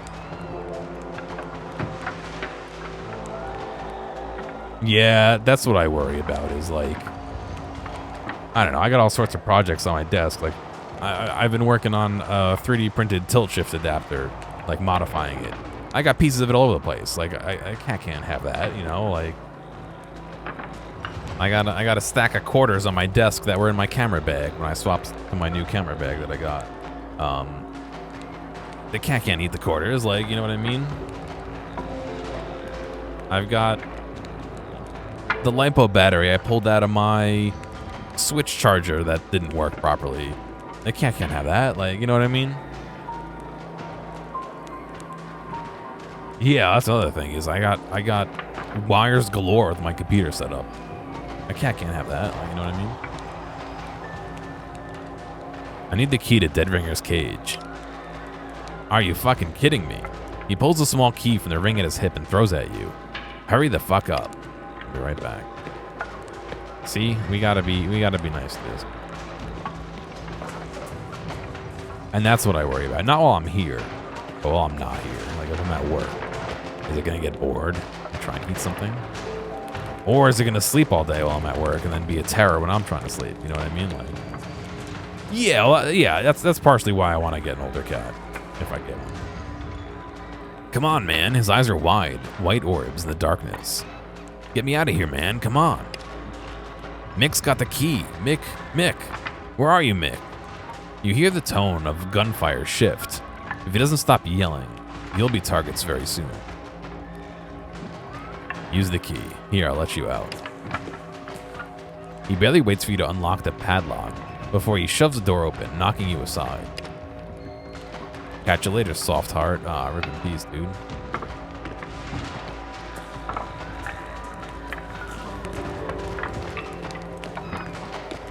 I don't know. Again, it's something that I've been thinking about, but my brother and his wife had like 4 cats at one time because they had 2. And then they took in her dad's when he was having some medical stuff. So it was like, They got cats. I don't, but I don't know. They actually asked if I could take some of them, and I was like, at the time, I was like, no, not really. Or if I wanted to take them.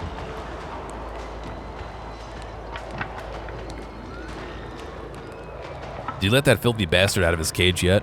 Everyone else is cleared out. Let's go. Ready. You did awesome, kid. He clasps your shoulder and gives you a little shake. She clicks her tongue at the two camels, and Mick reluctantly hands over the reins. You head out of the gate towards Taylor's farm. I don't want an orange cat, no. Not that I would say no to one, but if I'm picking one, I wouldn't pick an orange one. You hear a shot explode overhead. I'll hold them off. He's standing up inside the watchtower, scanning the streets behind you. He fires again. Go now. You pass through the farm, which, with its terrified sheep and snorting pigs. You reach the other side. Mick glances back. Jess shakes the reins, and the camels break into a trot, leaving the smoke and gunfire of Brookton behind. Bloody hell. Without warning, the raiders were just there, cutting down people as they ran, eviscerating anyone who didn't, and burning everything else. Brookton was a growing community, making the most of a shitty situation after the world went and fucked itself. Brookton was, with no hope now. People scattered and ran, some were found too late. Many weren't found at all. Morning comes, cold, with a hint of fire on the horizon as you cross the vast red desert. The pale faces of the survivors who reached Bally Hall were ovals of white in the darkness when you left, watching as you, Mick, Ella, and Mad begin your trek towards the answers none of you were sure you wanted to find. Smoke no longer rises from Brookton. The visiting winds have carried it away in the night. You listen for the cries of the wounded, but hear only silence. Even the dawn chorus of kookaburras chattering in the trees is absent, chased away by the smell of blood and gunpowder. Mick leads you through the gate, then stops. That's when the nightmare becomes real.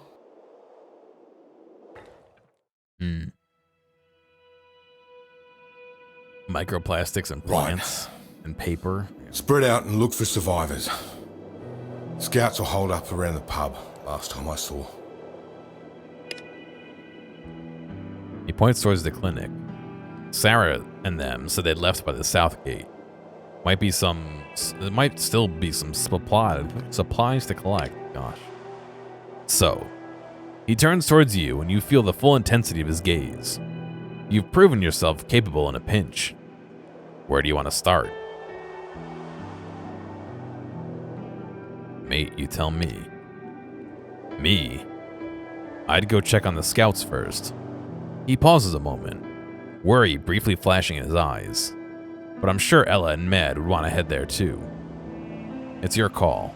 Plenty here that needs doing. Look around. The place is fucked. We should go to the market to look for the scouts.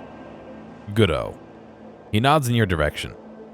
Ella, Mad, it's on you to keep this fella safe. We'll meet up at the cricket pitch. Be thorough, but quick. Well, this place has seen better days.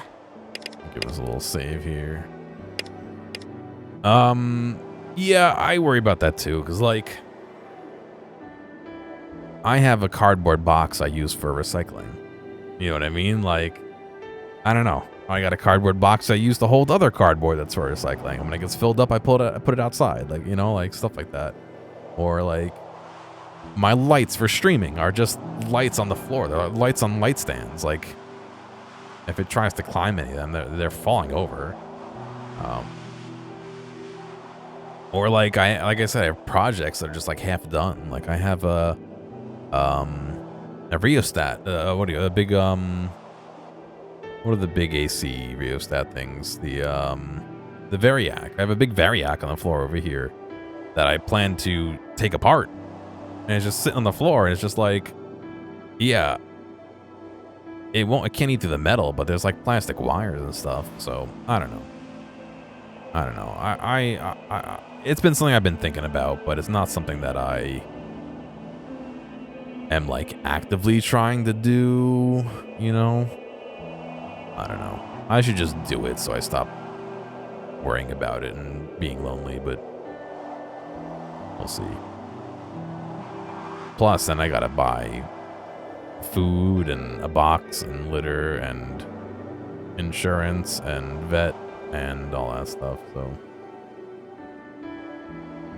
There's shop cats and barn cats, and lots of them do not care for stuff. You speak to a rescue. Oh, I'm sure. I have no doubt that if I went through somewhere that they would find a more appropriate cat than just finding one. But, you know. Yeah, I just gotta do it, I guess. On the list of to do, I guess, you know. But all right, that's gonna be it for me for today. I'll remind you again, this was a sponsored stream by Tiny Build. They provided the key and like, you know, it's sponsored, so there is some compensation for this. So it's your disclosure. Go do some. I actually have been looking up stuff like that. I will have, like I said, at least 2 more streams of this, but I've been enjoying the game so far, so I probably will finish. But yeah, maybe tomorrow or Saturday we'll do another stream. And yeah, I hope you guys have a good night, and I'll catch you later. Bye.